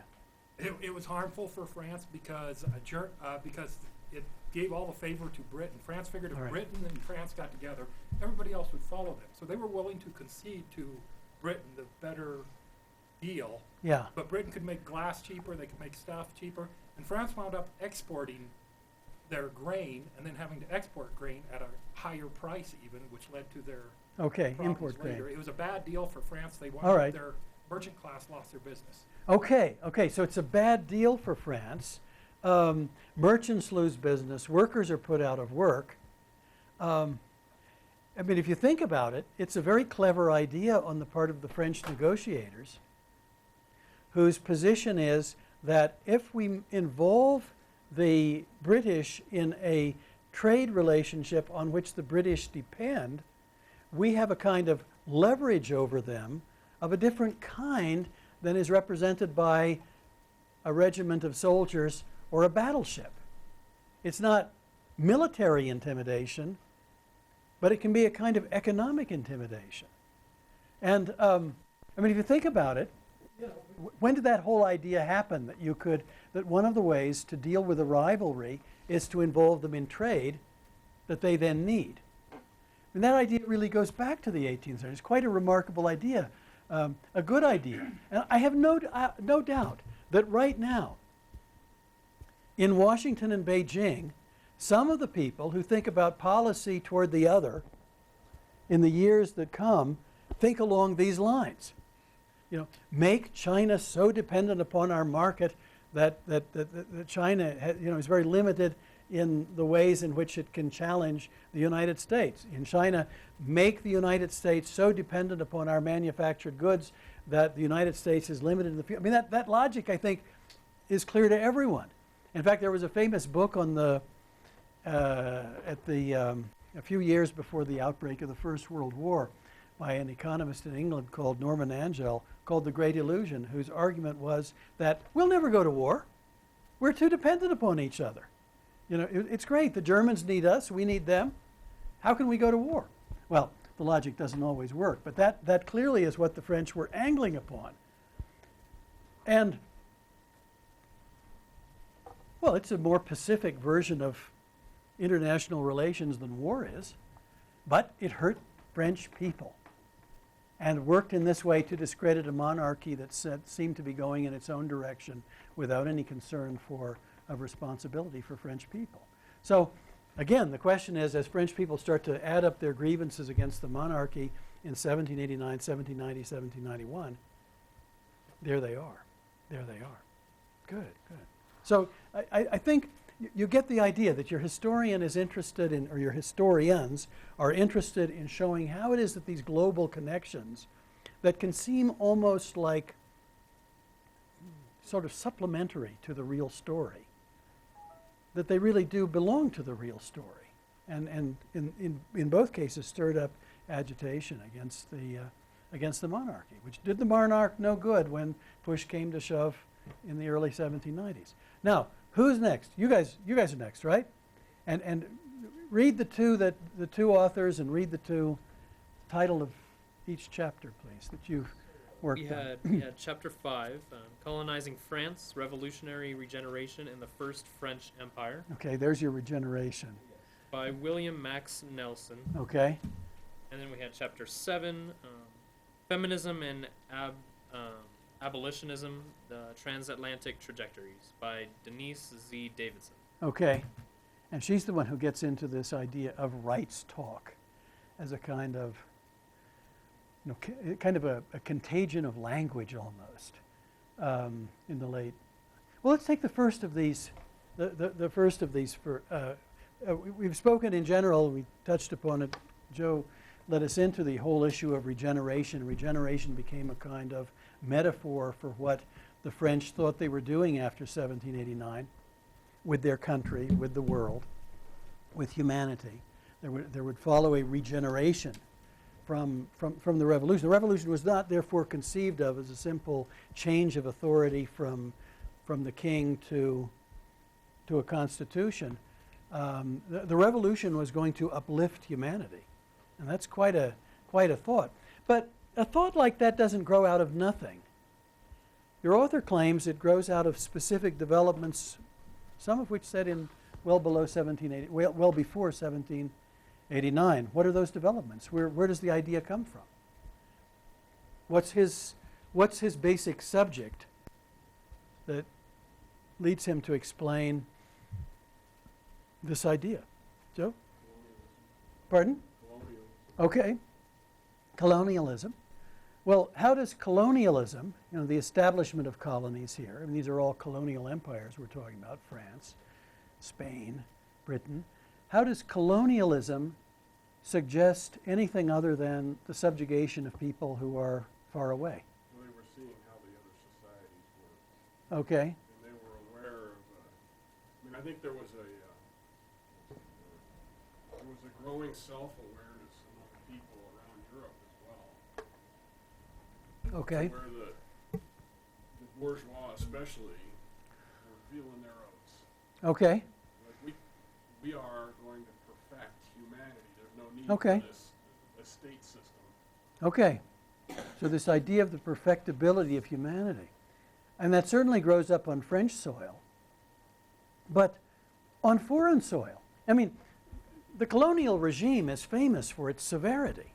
And we are, after all, talking about an age in which slavery was one of the main trades from which profit came to Europe. How could anyone imagine that a hierarchy between colonial power and colonial people, slaveholder and slave, how can anyone imagine that hierarchy could be suspended, put out of existence, and in the end we could talk about the perfectibility of man, when really all you see, for the most part, is oppression? It was the awareness of the other societies that didn't have that class system. Okay. And also, when the slaves started to take over, what was the name of the island? Of Haiti, but it's not Haiti. Saint-Domingue. Yeah. Yeah. Yeah. They started realizing that it was possible for the people to Mhm. take control. Okay. Yeah, the rise of the slave rebellion and then the independence of Haiti, which grew out of it, that taught the Europeans a tremendous lesson about the the capacity of people that they had subjugated. One guy had this wacky idea about interbreeding all the races. Yeah. To create a perfect man. Yeah, yeah. You know, that idea had an afterlife. I mean, that went on. Professor Jimenez would have to come in to speak about the history of Latin America, but there was a famous politician in Mexico in the 1920s. I'm a little bit interested in him. His name is Jose Vasconcelos, and that was his basic idea, that Creoles of every stripe would breed with indigenous people of every stripe, and in the end there would be a new race. What's he call it? The cosmic race, and it would surpass the white race whose era of domination had come and gone. The thing that I found entirely odd about the whole thing was the idea of managed crossbreeding like cattle. Yeah. Well, there you go. I mean, it's... Well, what you're talking about is eugenics. Yeah, eugenics. You mean eugenics before the word. In the same way that you look at the Jacobins and you say, isn't this a little like the welfare state? At least what they imagined. You can look at some of these conceptions as being a little bit about eugenics. This idea of perfect breeding toward him. Now let me ask you this. This was the century of racism par excellence. The presumption that, well, it came in different forms. The presumption that different colors represented different types of being. Often those types of beings were described as races. Often those types of beings were assumed to have had different biological origins and therefore not representing different species, not races of the same species. But in either case, the presumption was of the superiority of the whites. There is, of course, the idea of the noble savage, and we shouldn't let that altogether out of view. But for the most part, it was the presumption of Europeans that they simply were better. Simply were better. In terms as a race or as a species than people on other continents. How could that be reconciled with the idea of the perfectibility of man? If racial differences established better and worse. Well, they had a very, from what I got from the reading, they, like he said, they were just starting to study things more, and like things that we think of as being common sense, like the study of statistics, like actually figuring out percentages, figuring out, where your crops lie and stuff. They started working on things, and then they just started to study the different races, the different colonies that they, controlled and stuff. And I think they just got, like you said, the overwhelming assumption that they were better, but they were still rather fascinated with other races, and for some reason that it seemed if like they're behind, like a new logic. Perfect them. If they're behind, perfect them. Yeah. Teach them the culture, the manners, the ways of Europeans, and humanity will be lifted to the same high plateau. Yes? People, the praying Indians, Mm-hmm. same thing they're doing, right? Pardon me? Praying Indians. Okay. So you're Christianizing them. Okay. Yeah. I mean, one feature of that could be the spread of Christianity. Became a zeal for missions. Yes? There was an odd train of thought that came up among the nobility that the peasants in the countryside of France were no different than the savages in North America. Yeah. Well, let's say that, yes? Even up into our own time in high school, indigenous peoples were referred to as Stone Age peoples. Right. Up into our own time. Right. So we have hangovers from that right up into. Right. I mean, the word primitive has had a long life. Now, let's say that one of the things that Europe, I mean, this is all the Enlightenment, right? I mean, the Enlightenment is about dare to know, dare to explore, dare to find out. And, so many of these voyages overseas had their their scholar aboard, their botanist, their natural historian, their economist. You would call it perhaps ethnography, and there would be recordings of findings about different people the world over, and these would be printed in journals and disseminated in book form. In the 18th century, this is all part of the Enlightenment. One of the things that people became fascinated with is the difference of tongue, the difference of language.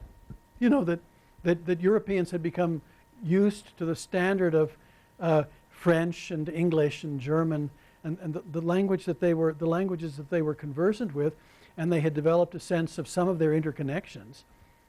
But all of a sudden they come in contact with people like the Iroquois, who speak an altogether different tongue.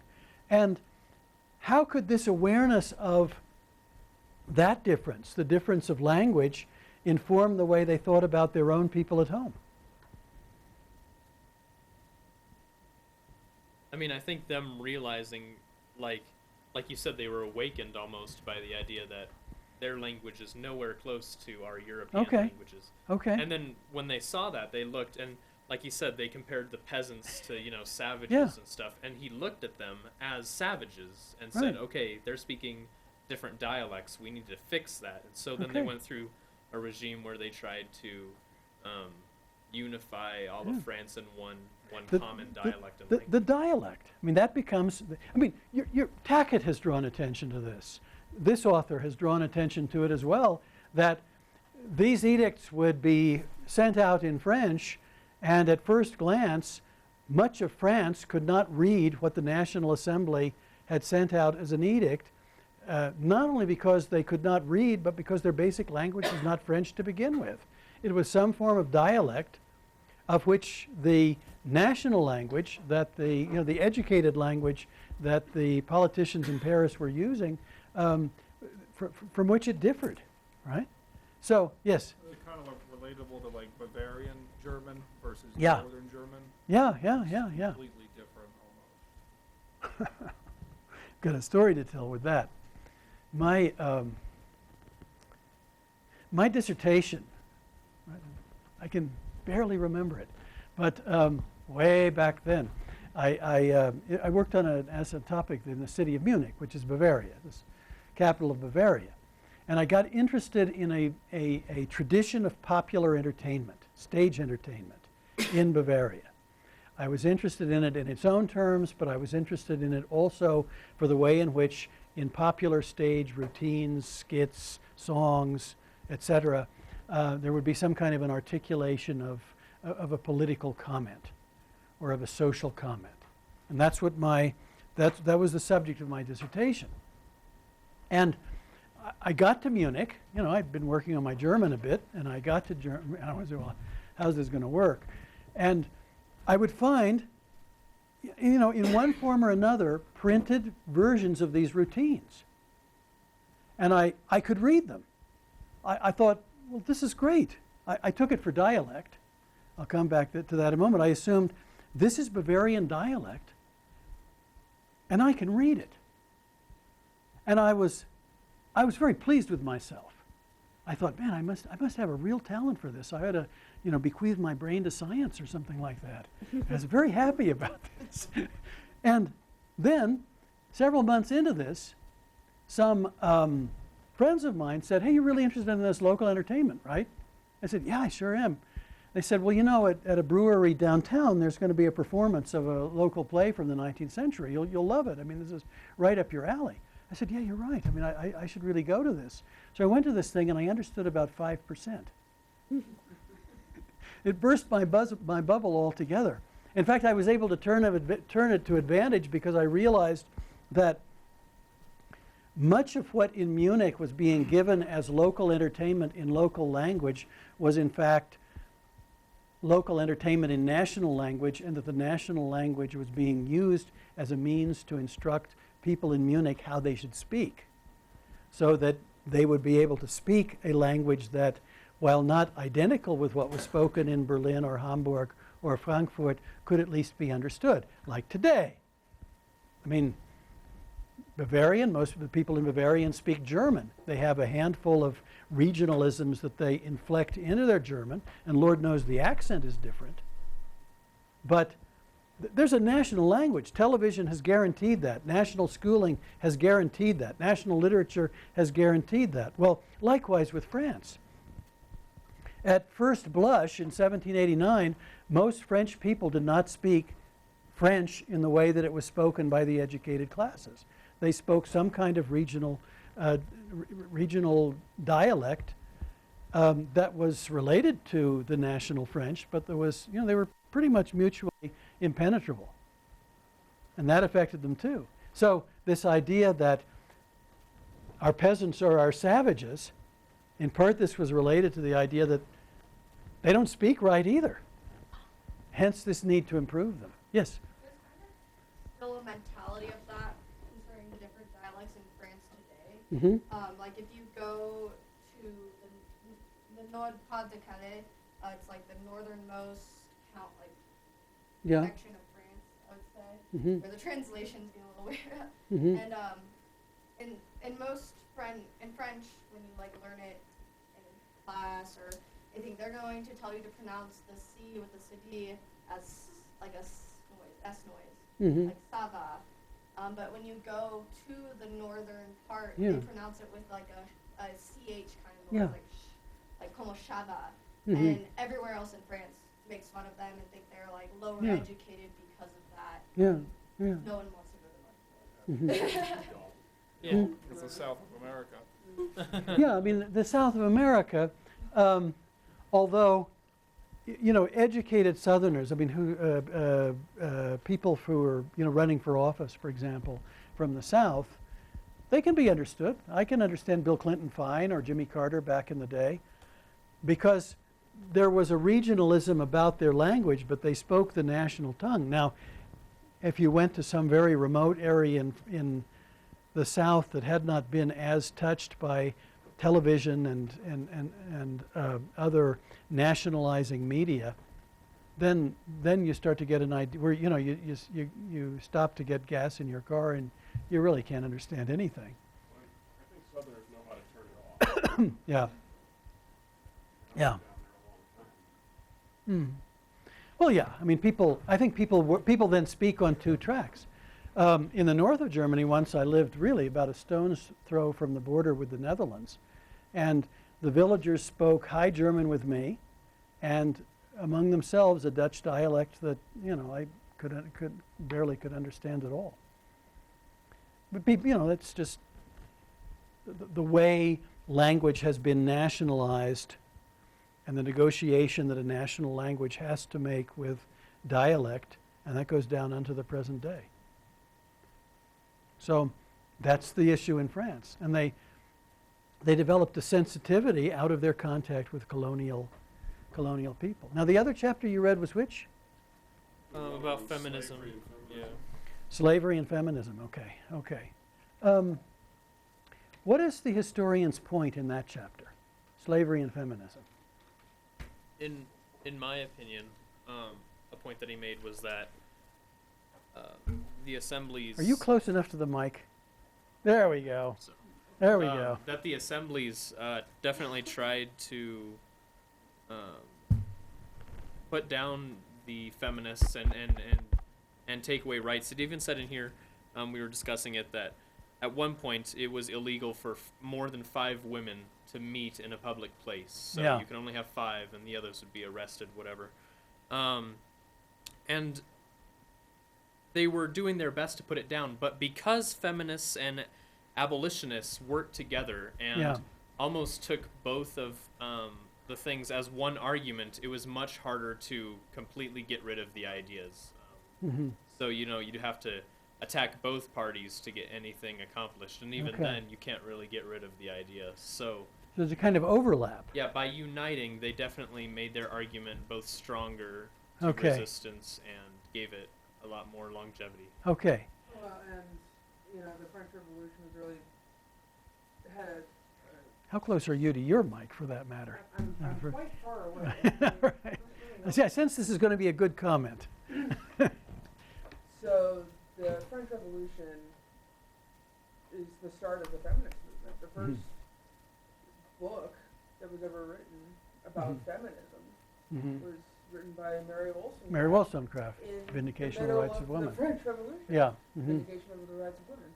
And, you know, these two groups identified with each other. Yeah. You know, because the women see themselves as oppressed because we're talking about rights and freedoms and we're all free. Right. Except for you and the servants and the children and the slaves. Yeah. So there was So people sensed from the beginning a commonality of interest and of purpose. so Oh, that's good. you know, or Yeah. you know, we talk about freedom, but we're still have there's a quote in here, 13 million people in chains. Yeah. You know, as slaves. You know, 13 million people in chains and 13 million despots. Mm-hmm. You know, and That's a good point. That's a good point. And to many of the feminists, sorry, I'm gonna get really close now.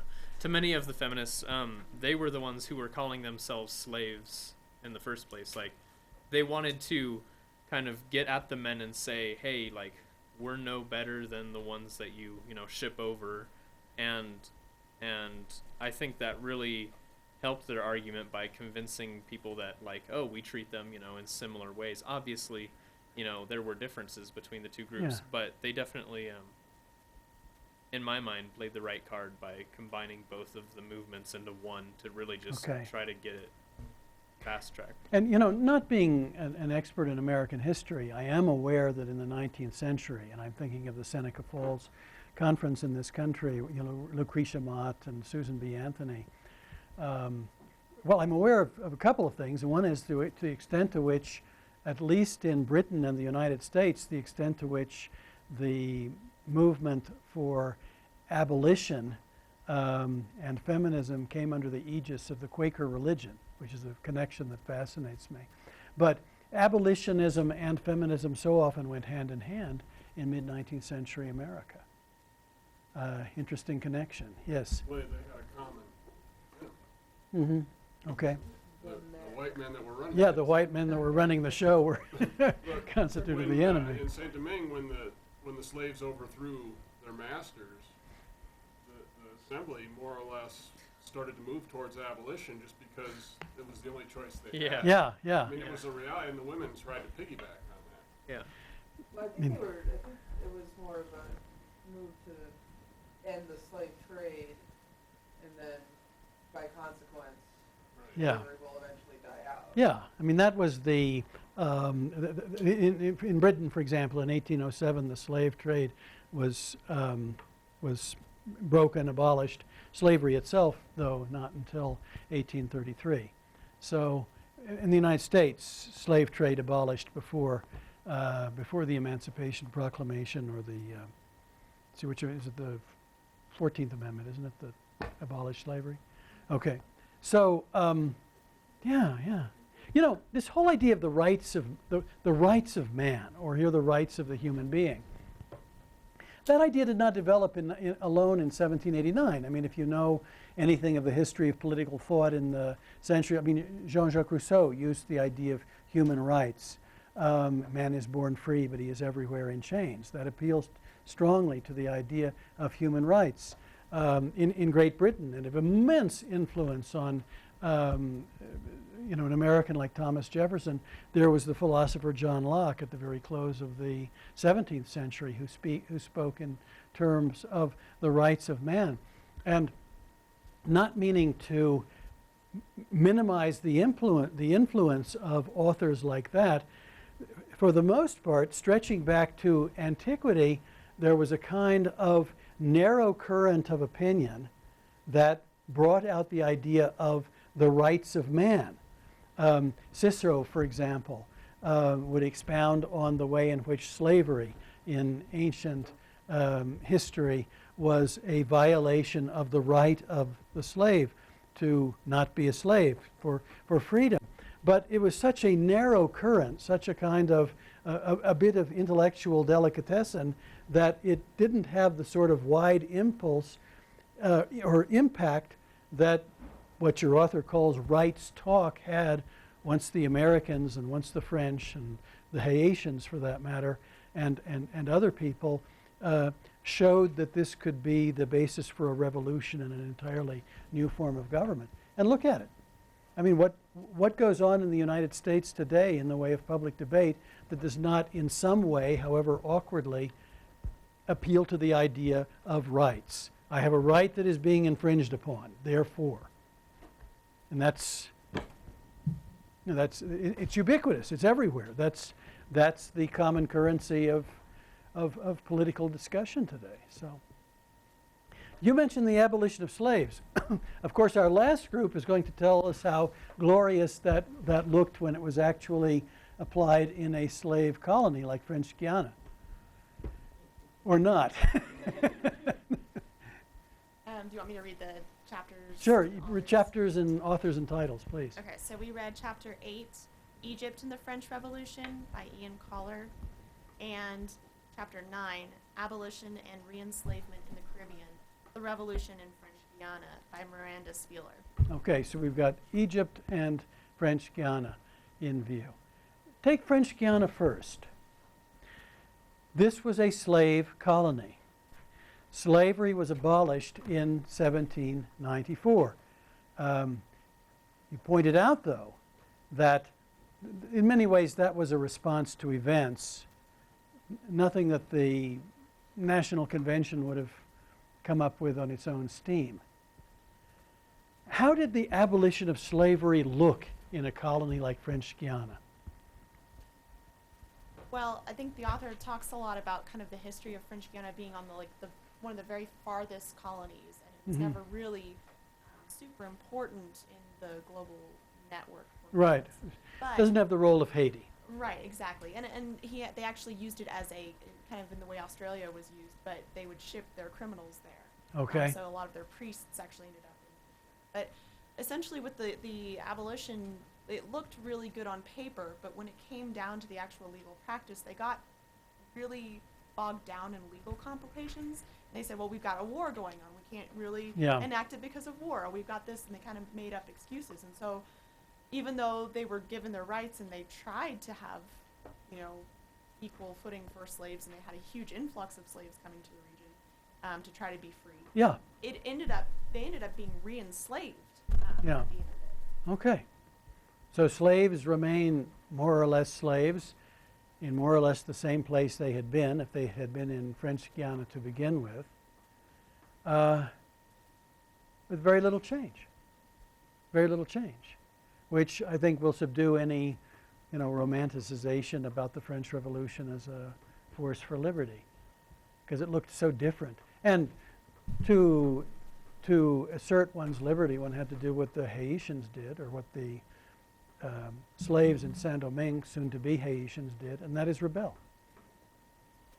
And rebel in such a way that not even Napoleon's reinstatement of slavery could force them back into the life of a slave. Quite something. And the other one was, Egypt. Tell me about that. Napoleon had some success because the directorate had sent him. They're fighting wars. Yeah. At first, he forms this army of Italy, Mm-hmm. and he wants to take him, but he's unsuccessful in a lot of ways because the Italians are just too frivolous to accept the stability of the revolution. Okay. That is, there's a popular sentiment, and the fashions of Egypt in this new republic that they formed, this new society is taking on the accoutrement of ancient Egypt in a lot of ways, and they felt there was historically France had had a great relationship with the Ottoman Empire as a buffer against the Habsburgs. Okay, so France had been in the Mediterranean, and they wanted to stop the British from India so they could go to Egypt. They can bind up some trade routes. There's instability. The Ottomans had pulled out of Egypt, so they felt, let's go in there and show them what a real emperor looks like. Okay. So Egypt can look at first glance as a strange move for the French Directory to have undertaken. But you're pointing out, Victor, that it really makes perfect sense in terms of a tradition that reaches well back before 1789 of French interest. I mean, to take Egypt is to create a counterweight to British influence in Asia, for example. Yeah, okay, and the French had long had an interest in the balance against the Ottomans in the Eastern Mediterranean. When the French came in, and you get the idea that they want to change everything. They level large parts of Cairo. They put up new buildings. They issue edicts about about laws, about proper behavior, and so forth. Egyptian society, is there any part of it that resonates with this at all, that thinks, not this is something we will bow down to, but this is something that we can use for our own purpose? And how does that play out? What type of Egyptian wants to embrace what the French are trying to do for his or her own Egyptian purpose? It's a very, very slim section of the upper crust, and people who are more educated, who saw that this rural economy is coming into a fibrous cohesion. Okay, and they see the possibility to take part in that. Well, I think Egypt kind of seizes on this as well to try to free themselves from Ottoman influence, which it's kind of a watershed moment for the Ottoman Empire because they do lose a lot of influence through this act. They are able to kind of export some French Revolution ideas. And even though they definitely weren't fans of Napoleon in France, they still embraced the kind of social transformation that he was trying to bring about. Yeah. Even though Napoleon kind of got cut short and abandoned the project. Yeah, he abandoned before anything was really able to solidify. Yeah. Definitely opened the door. Okay. So it's really not just a case of the French trying to impose something, although that's part of it.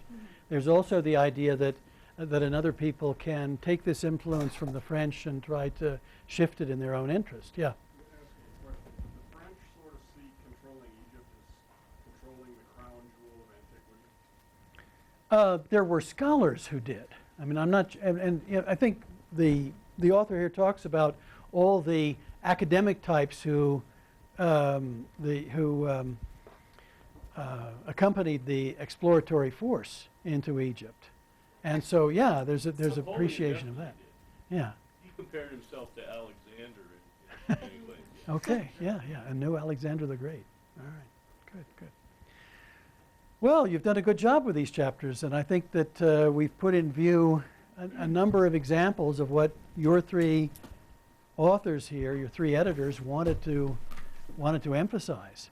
And that is that the French Revolution has a global dimension, and the extent to which you understand the extent to which you want to understand the French Revolution, you need to come to terms with that global dimension.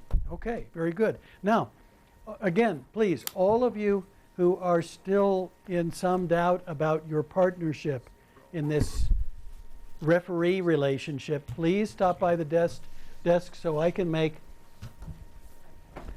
a little list here of the people that I need to, that I need to contact. Okay? So who has any trouble along those lines at all?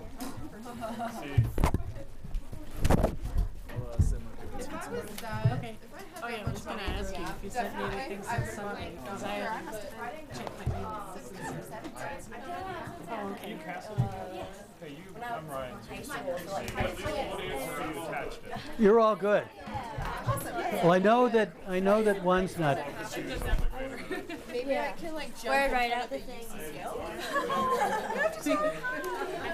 He's actually at my house right now. So.